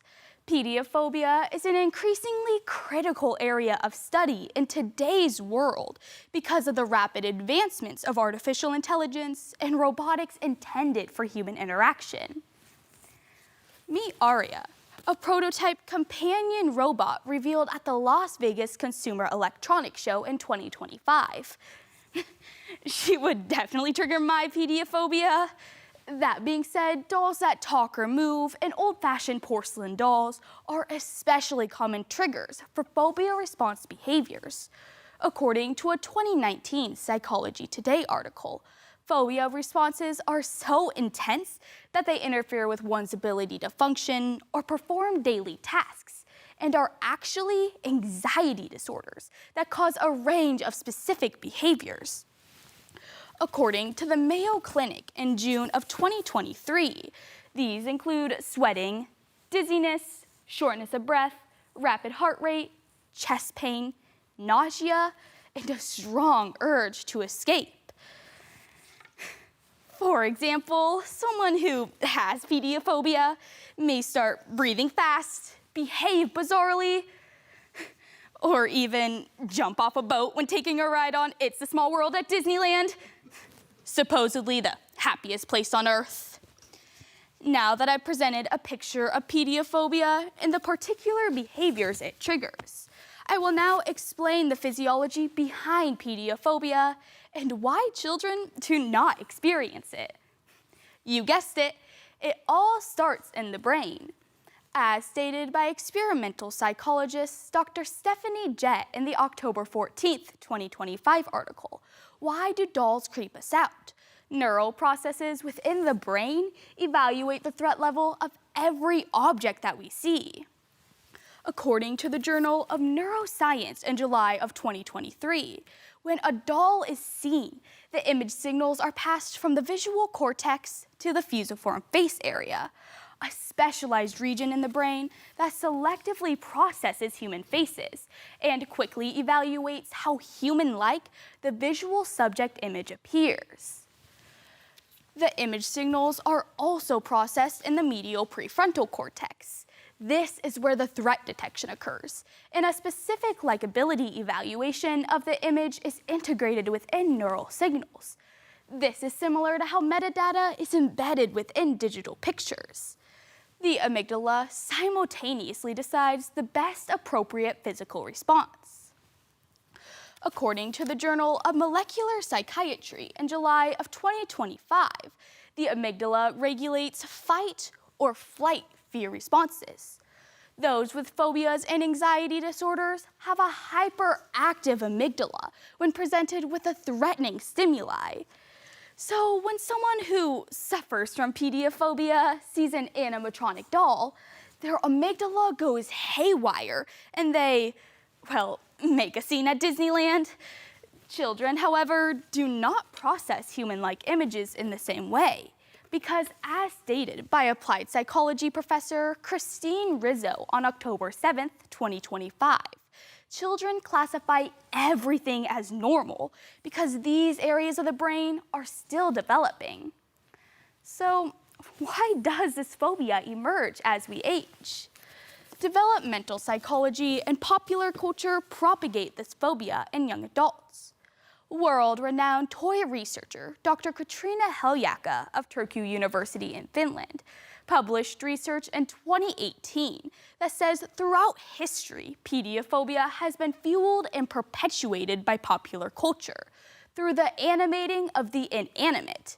You may be familiar with movie franchises Annabelle and Child's Play, starring Annabelle and Chucky, respectively. These films feature dolls chosen to become agents of evil, wreaking havoc, carnage, and death. You might be thinking, what's the big deal? Those are just ghost stories. They're not real. However, pop culture's unreal stories have a very direct influence on pediophobia due to the uncanny valley effect, a psychological event that occurs in the brain as it evaluates human-like images, when what is seen appears nearly human, but something is just off. Alex Hughes explains in the April 2022 edition of Science Focus that conflict occurs when robots or dolls look more like humans because the brain strains to reconcile the perceived reality against what it knows to be true. However, according to research published in Frontiers in Psychology on September 18th, 2025, young children do not experience the uncanny valley effect because, as previously established, children's brains are still developing, so they take what they see at face value. This is why they identify with another very important psychological concept called animism, a term that Troy University researchers defined in April of 2025 as the children's belief that inanimate objects are alive. Children are intentionally exposed to animism through movies like Toy Story, Cars, and The Brave Little Toaster, which are all relatable methods of teaching empathy, courage, and friendship. However, as children transition into adolescence, their developing brains more accurately evaluate human-like images, but they remain heavily influenced by those earlier animism-laden movies. Ultimately, it is during this crucial time of psychological transition in young adults that pediophobia can take hold, especially with the influence of pop culture themes, where the animism of dolls functions for the main vehicle of suspense, horror, and evil. Now that pediophobia secrets have been unmasked, you can see how this adult fear is truly rooted in child's play. I first began by presenting a picture of pediophobia and the particular behaviors it triggers. Then I explained the physiology behind pediophobia and why children do not experience it. And finally, I discussed how developmental psychology and popular culture propagate this phobia in young adults. If you've abandoned a beloved Barbie or your G.I. Joes, but didn't quite understand why, then I advise avoiding those newly available companion robots. Maybe you did not simply outgrow your childhood playthings after all. You just didn't want them plotting your demise while you sleep.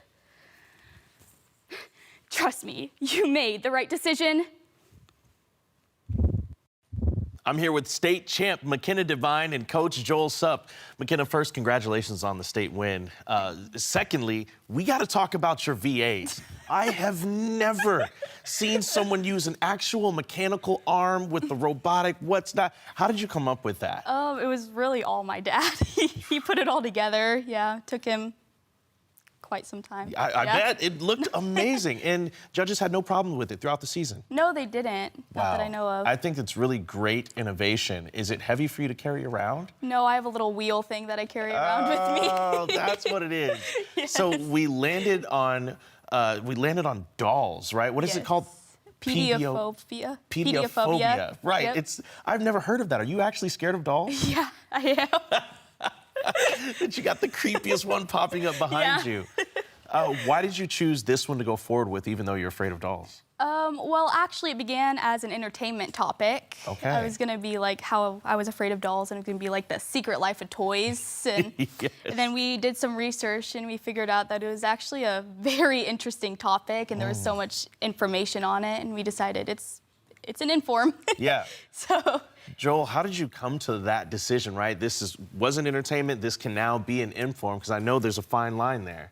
So it was kind of a team effort. McKenna did just a ton of research on this. She talked about her dad previously. Her dad's one of our assistant coaches. Oh, awesome. And so once they really dug into that thing, I think maybe they were thinking persuasive and then settled on inform. But it would have made a great entertainment topic too.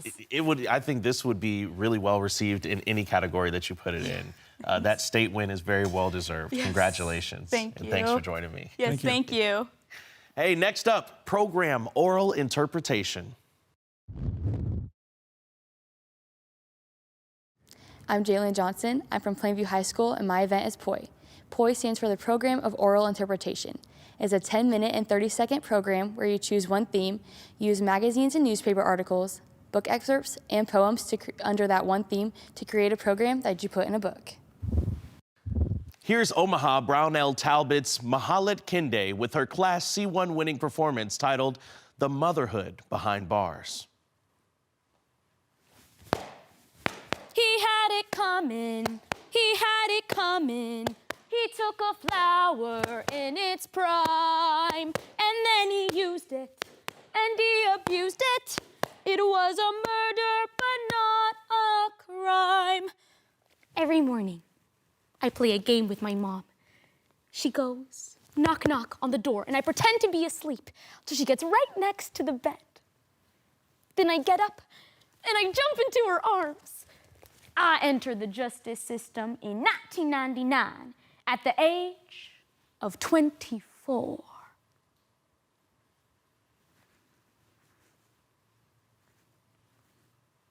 I'm now 50, having been locked up for a lot longer than I was free. Man, I've missed out on a lot. Is that Eva? Girl, you grew up so fast. What grade you in? 7th grade? She's in 8th grade. Wow. Boys must be all over you. I'm so glad you came to see me, baby. I missed you. I think about you every day that I'm in here. You know that, right? And my mom, she tells me I love you. We share a game. Shh.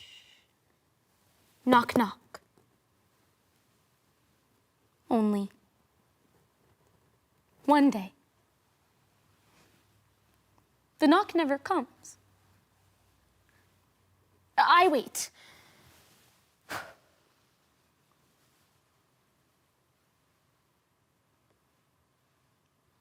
But Mom is not there to play our game. Morning after morning, she doesn't come.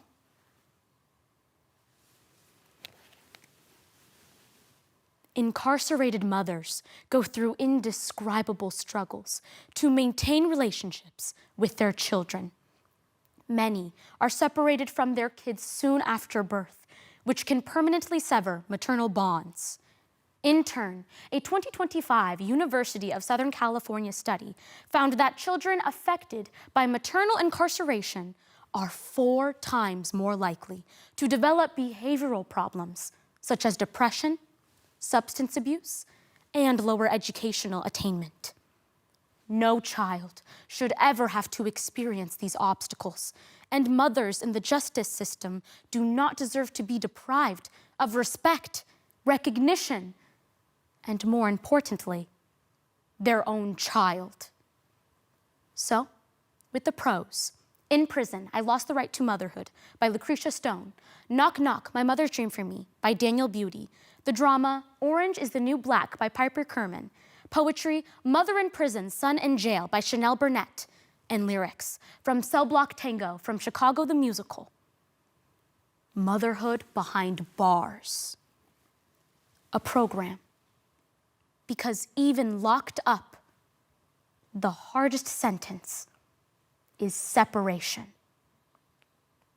At 24, I was labeled a violent murderer and sentenced to the maximum of 90 years to life. There I was, standing in the kitchen, carving up a chicken for dinner, minding my own business, when in storms my husband, Wilbur, in a jealous rage. "You've been screwing the milkman," he says. Oh, he was crazy, and he kept on screaming, "You've been screwing the milkman." And then he ran into my knife. He ran into my knife 10 times. They're gonna paint me as some psycho, you hear me? Are you listening? Ignore those sirens. You gotta listen, buddy, because I'm not sure how much longer I'm going to have to talk to you. When I was a little girl, my mom always took care of me. While my dad was out working in the office all day long, my mom would let me ride her shoulders to the grocery store. We shared a game. Shh. Knock, knock. When I was 3, she went to jail. Kids say the darndest things. My daughter called last night. Well, my mama handed her the phone, because she still thinks cell phones run on wishes. Anyway, she goes, "Mama, are you in timeout again?" "Yes, honey, and it's for a very long time." When a mother fails, a child cries, whether inwardly, outwardly, or silently. A child suffers. Tell her how much it sucks to be in prison, how everybody's a lesbian, and how they make you eat that brown, mushy stuff that tastes like dog. Tell her the mother is ashamed of her past, and the child is scared for his future. When you're a mother trapped inside the walls of a prison cell and your child needs you on the outside, a sense of helplessness sets in. Parent-teacher conference. Try parent parole officer conference. Miss Garcia, your daughter is exhibiting rebellious behavior in class. Well, looks like apple doesn't fall too far from the tree now, does it? Hey, will you tell me? Can you put my daughter in timeout for 3 to 5 years? Or is that just me? On paper, it might look one way, but paper's just a scrap of a dead tree, right? There's no feeling in that. A person is not a piece of paper.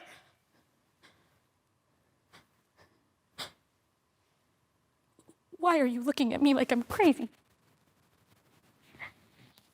I'm not crazy. I mean, I'm crazy with love for you. Crazy love, mad love, love. I love you.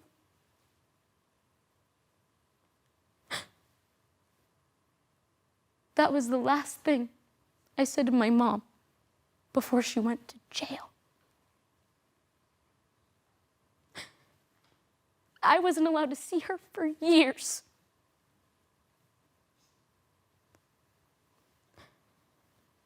As I got older, I realized the importance of acknowledging the void created by her absence.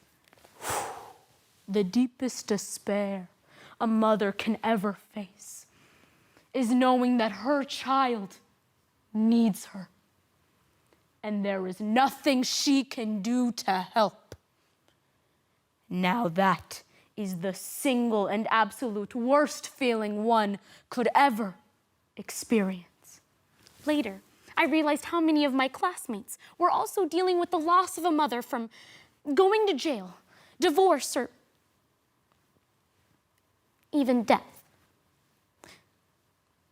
This is my story, to offer hope that every motherless child can still have the most beautiful life possible. Yo, you're hilarious. Eva, honey, why don't you ask Grandma over here what she's doing to get food on the table? You think she makes all that money with the milkshake she sells? Dea, don't you even know.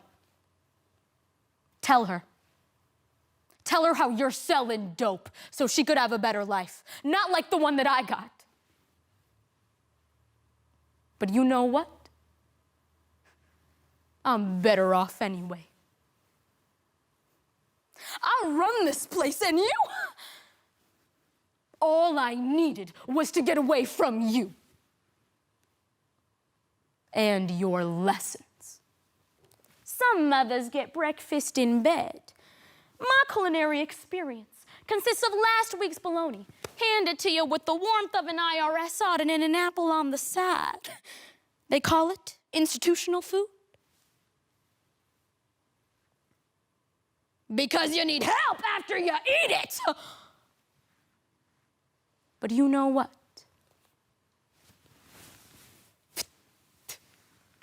Every time I get one of my daughter's drawings sent to me,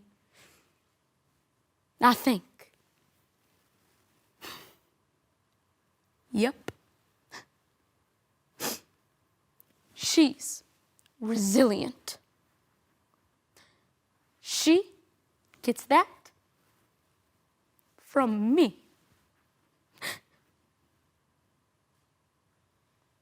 And well, hopefully not everything else.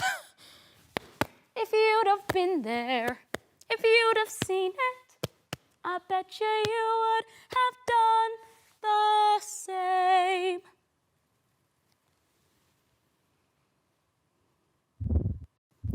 I'm here with state champ Mahalad Kinde, and we've got Baylor Winters coach. They're from Brown Talbot, and I got to say, that was a phenomenal poi performance. We colloquially call it poi. But let's talk about the topic selection. You chose something that was incredibly heavy, mothers being separated from their children. And then on top of that, we add the prison system and everything else. How did you land on that topic? Yeah, so Coach Baylor actually helped me with this topic selection. For me personally, motherhood really was something that meant very much to me.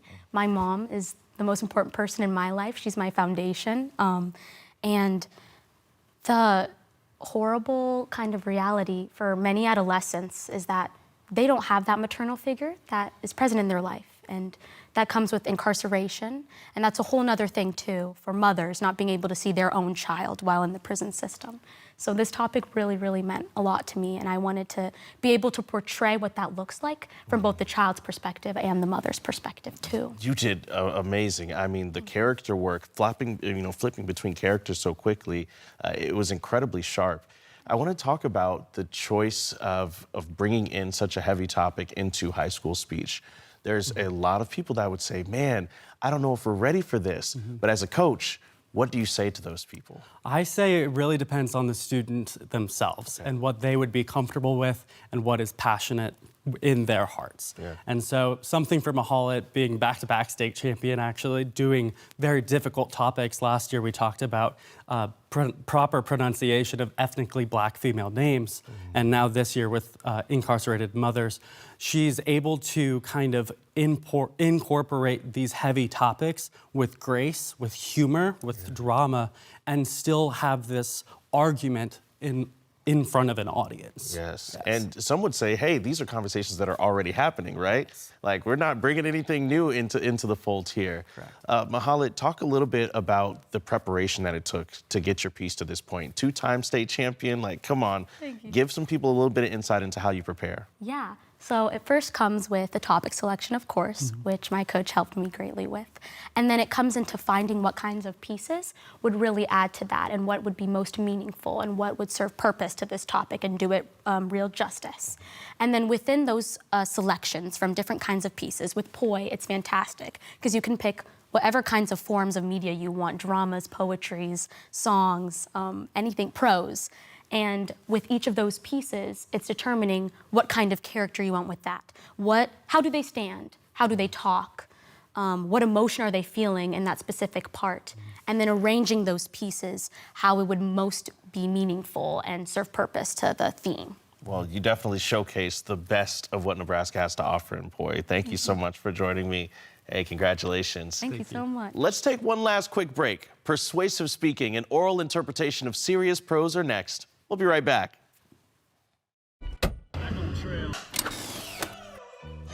Why is it important to fill out your FAFSA? First off, it's how you apply for federal, state, and most college-based financial aid. It's easier to fill out than you think.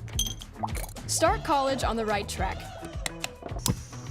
You don't have to pay for college on your own. Education Quest is here to help. For more information, go to educationquest.org. At Nebraska Public Media, we're proud of our sports coverage. Your support makes it possible. And now, we're excited to partner with the Big Ten Network to give you even more sports. Make your donation of $5 a month or more, and you can select a 3-month subscription to Big Ten Plus. Last year, Big Ten Plus streamed over 2,700 non-televised games, including 86 Nebraska games. Donate online or call 800-989-8236. Hey, welcome back. I hope you're having as much fun as I am because this is phenomenal. Hey, coming up next is our category, Persuasive Speaking. Hi, my name is Hayden Valentine. I am a student at David City Public High School. I do persuasive speaking.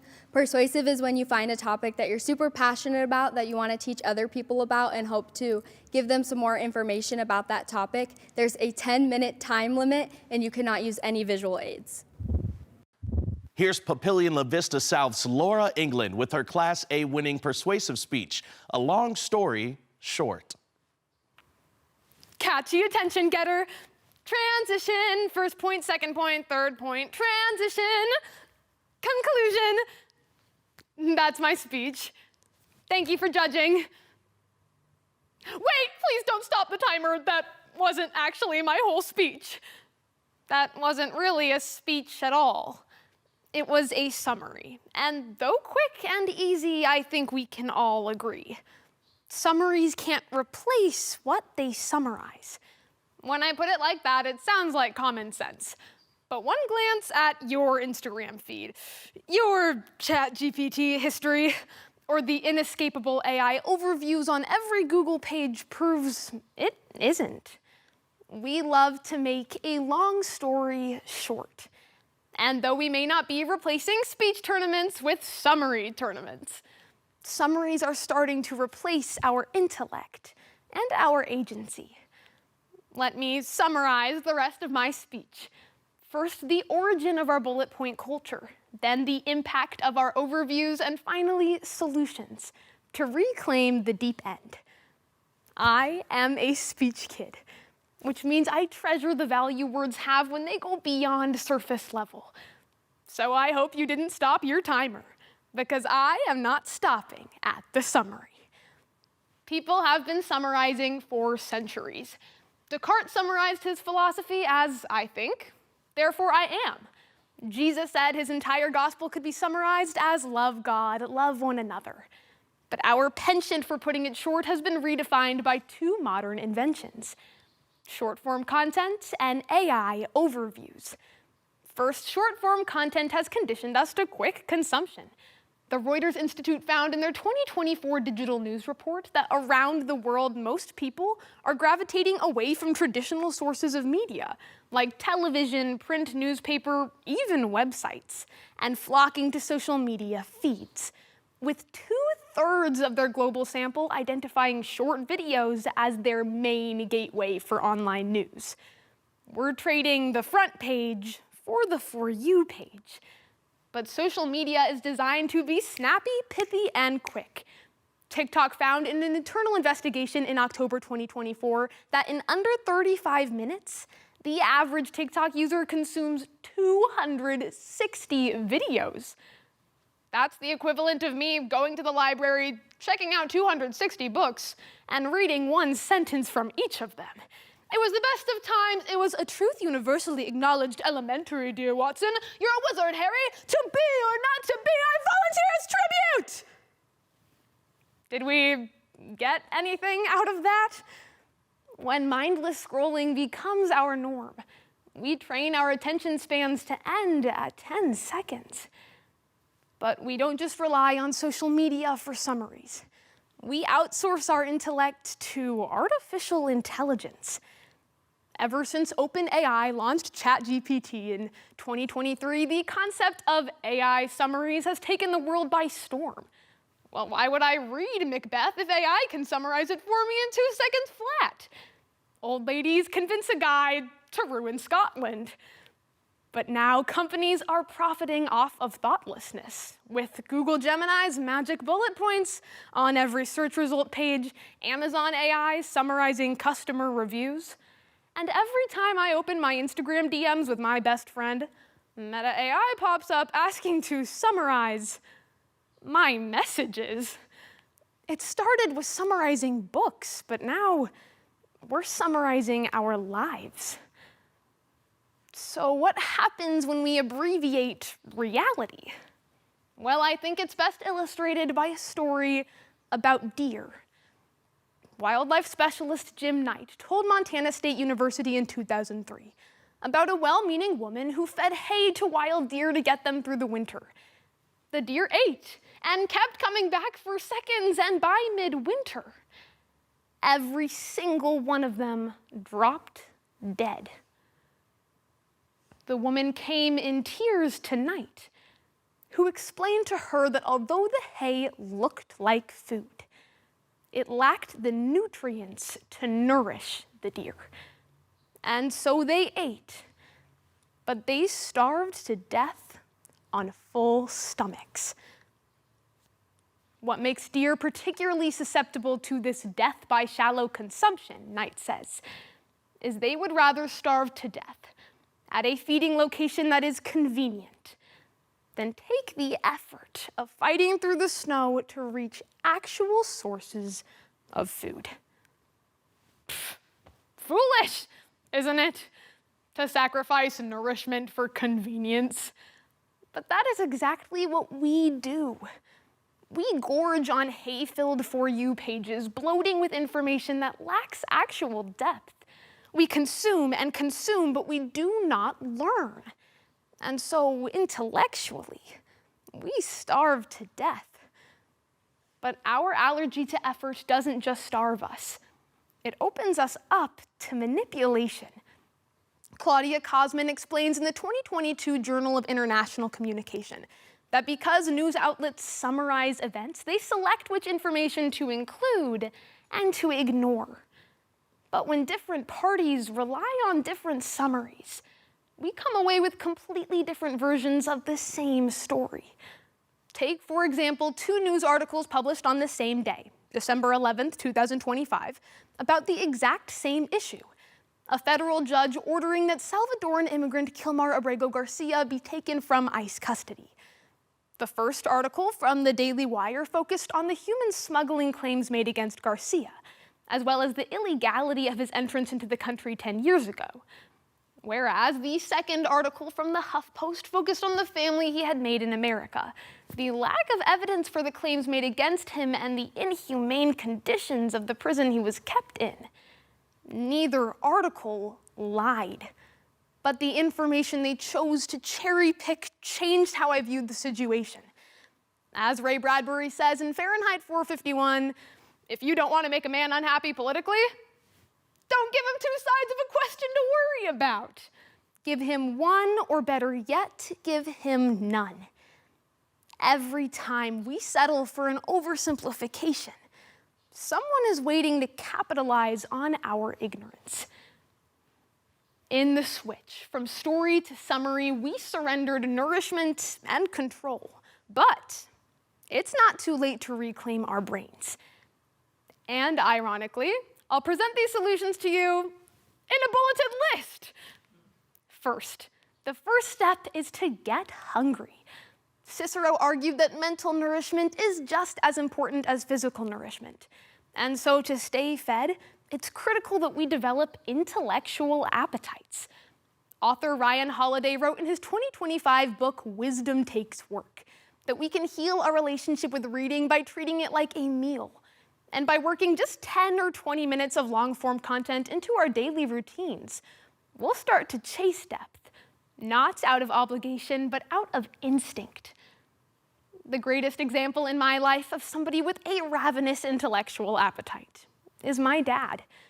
Whether he's poring over a novel or the instruction manual to a really intense board game, my dad has never settled for surface level.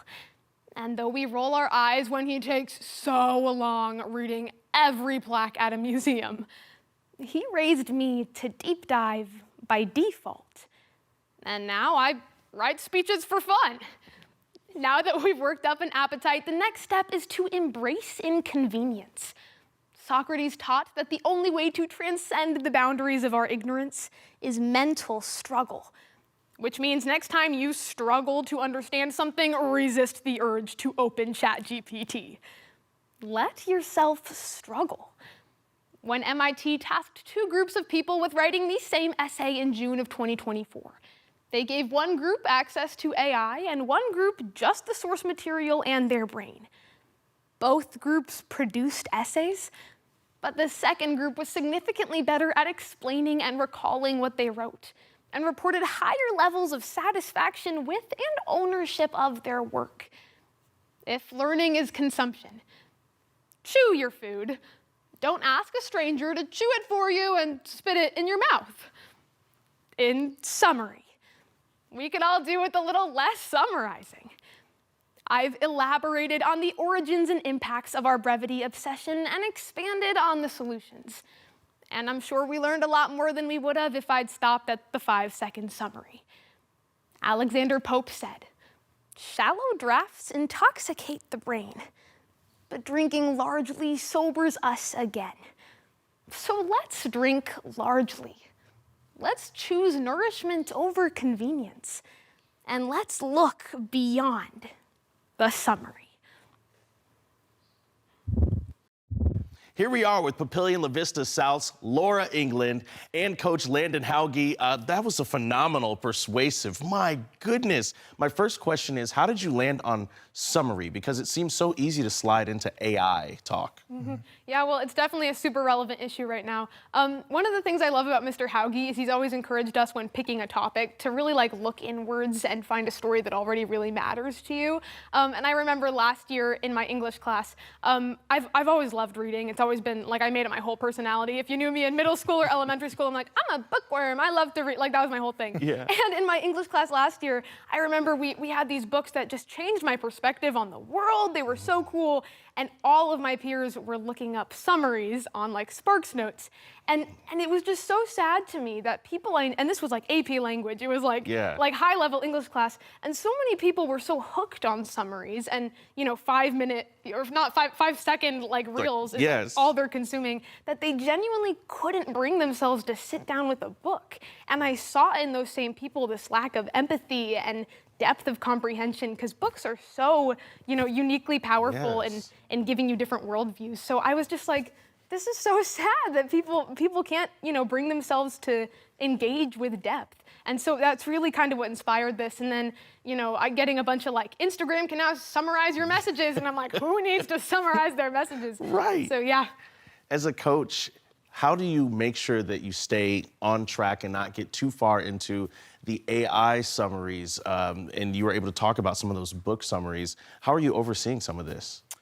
Well, I think the biggest thing is being able to just sit down with Laura, talk through the ideas, talk through the concepts, and always keep reminding of focus, always keep reminding of what is the main issue at point here, and just keeping, okay, what exactly are we saying? What's the precise point? And just going over it together. I noticed that you had some really specific word choices throughout, and you did just mention the AP English, the high-level English class. Talk about your choice to pick certain words for certain parts, because I just kept picking up things like the allergy. You said the allergy to, what was it? The allergy to effort. Yes, the allergy to effort, or, you know, the baby bird with the mouth, right? The way you used words was so phenomenal in this piece. Talk about why you chose to dive in like that. Yeah, well, again, I've grown up a reader. I've always been reading. I also have to blame my dad for so much of, like, my well-spokenness. My dad's, like, one of the most eloquent people I've ever met, and I just hear him talking just over family dinner, and he's just so eloquent. One of the big things for brevity, I think, is being in journalism. I'm, like, the copy editor of the yearbook at school, and Miss Albrecht has taught me, she's my journalism teacher, has taught me about, like, just keeping your language tight and not putting a lot of unnecessary words that don't need to be there. So I think that's a big influence in all of my writing. What year are you? I'm a senior. You're a senior. What's next for you? I'm gonna serve a mission for my church for a year and a half. That's amazing. And then college after that, but I'm not really sure yet where. Hey, with these skills right now, you know, I'm sure that you're gonna make an incredible impact on your mission. Congratulations, Laura Thank Landon. you so Good much. to see Absolutely. you. And hey, have a wonderful time.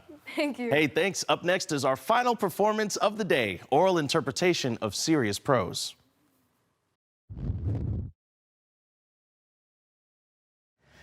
My name is Carter Kinchlow. I'm from Gothenburg Public Schools, and I'm in Serious Prose. Serious Prose is a unique event where a competitor interprets a script cut to a maximum of 10 minutes and 30 seconds. In this piece, the competitor performs the script in an interpretive acting event, propless and costumeless. This event is fun to see everybody's interpretations of similar pieces, different pieces, and everything in between. Here's Jack Chavanaugh from York with his Class C1 winning Serious Prose performance, Shine.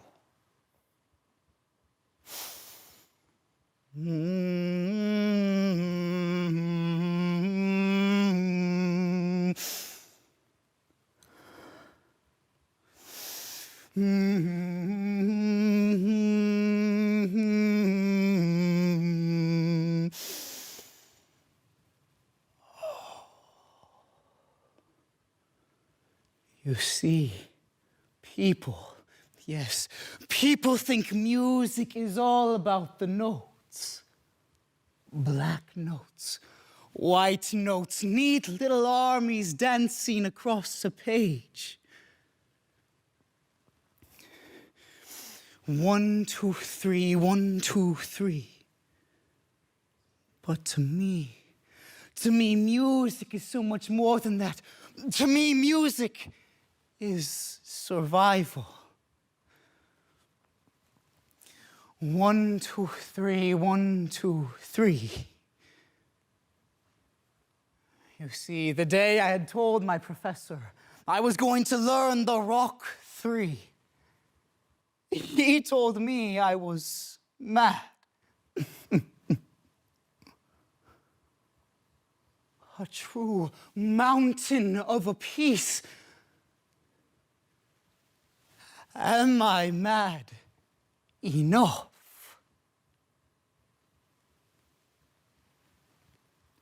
Franz Liszt once said, "Mournful and yet grand is the destiny of the artist."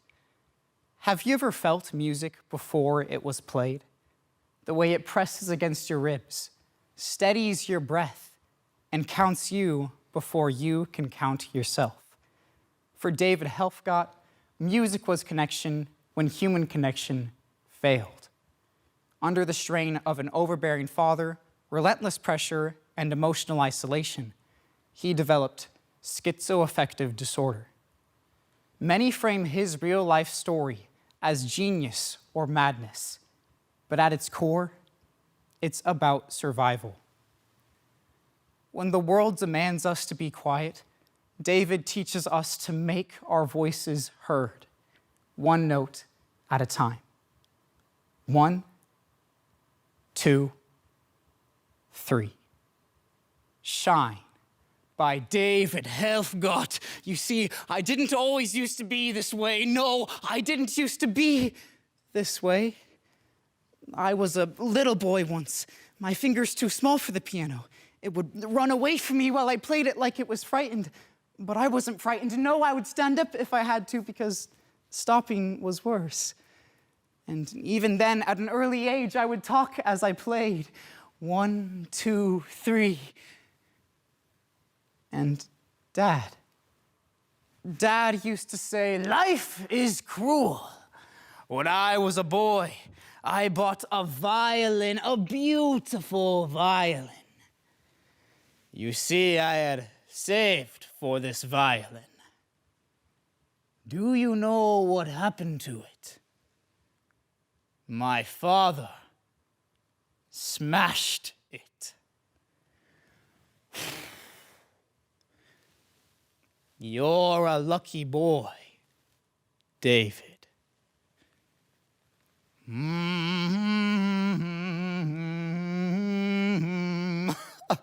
Rachmaninoff, the hardest piece in the world, David. One day, you will learn to play the Rock 3, and you will make me proud.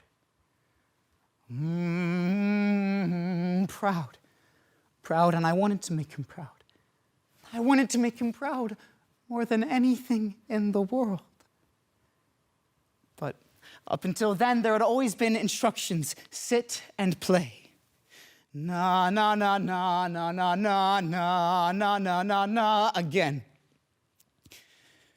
Na na na na na na na na na na na na again. Na na na na na na na na na na na na again means again. David, I guess life was easy when somebody else counted the beats. But then the music started asking questions. People came into our house. They said words like talent, future, and London, where I could learn from the greatest. And I wanted to join them in London, but Daddy sat very still. That's how I knew something was wrong. He was quiet. He told me, if I leave, then this family breaks. And then I began to think, if I leave, I don't just leave my family, I leave him. He told me, no one will love you like me. And I believed him because fathers don't sound like opinions when you're small. And the hardest part, the part that still hurts, is he wasn't trying to be cruel. He just wanted to keep me. David, what do you think will happen to you in London? David, listen to me. If you go, your sisters will lose a brother. You will never be anybody's son. You will never be my son. Is that what you want? You want to destroy this family. If you love me, you will stop this nonsense. You will not step outside that door. I'm sorry. I'm sorry. So I left for London. But the entire time, I studied famous composers and famous pieces. But my dad's voice still haunted me. Nobody will ever love you. So I began to practice all the time. I played longer and longer and harder and harder. I would make him proud. This piece that I play, the Rock 3, will bring him back. I will make him proud. Na na na na na na na na na na na na. I can hear it all before the note. My mind broke its own tempo. Nobody will ever love you. 1, 2, 3, again, again. Nobody will ever love you. 1, 2, 3, again, again. Nobody will love you. Nobody will love you. Nobody will love you. Nobody, nobody, nobody, nobody.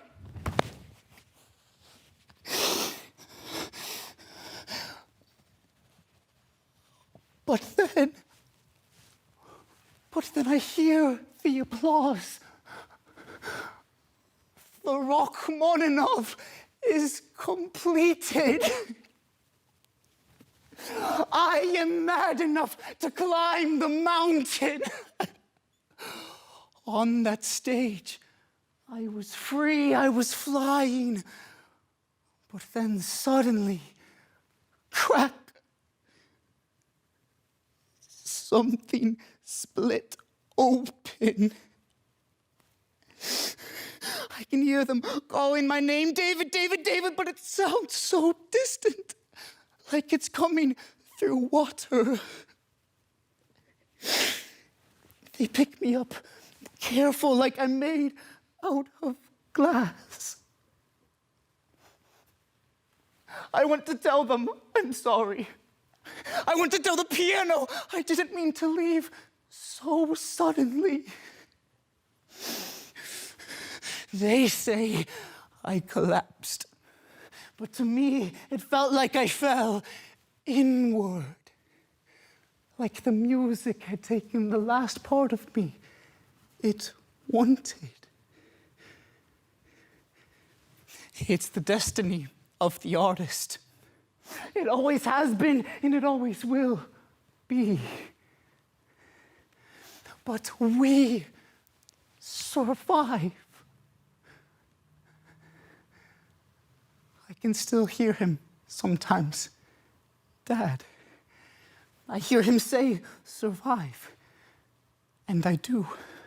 With every note, with every wrong note, I survive.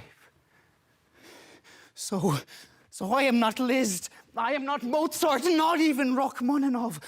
I am David. I'm still here.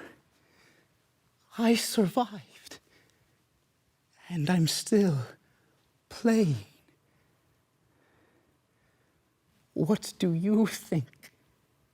Was it worth it?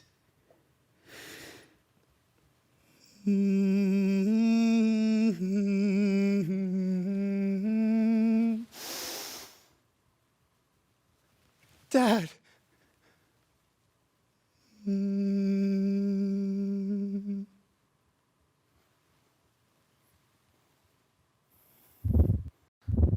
I'm here with state champ Jack Chavanaugh and Coach Elias Dahlman. We gotta say, that DI was phenomenal, right? We talk about the difference between prose and DI often. DI, you've got the character that you're building. Talk about the process of digging into that specific character. So for building the character, I had first discovered him by watching the movie Shine. And it's just his mannerisms, it's incredible to watch. And then I had discovered about his real life story, so I found videos of him online, and I watched him perform the Rock 3 and just many other piano pieces. And when he plays, he's just constantly in his own world. So I kind of tried to take my own personal experience with playing music and hard work and speech, and I said, how could I channel that into his personality? So that's how I built that character. Elias, watching this come to life has to be a lot of fun. How do you guide someone as they work their way through developing a character? Absolutely. Well, we always want an element of universality and that empathetic appeal, and Jack does that really nicely in the way he portrays his character. Jack is an artist in every part of his life. It's very evident.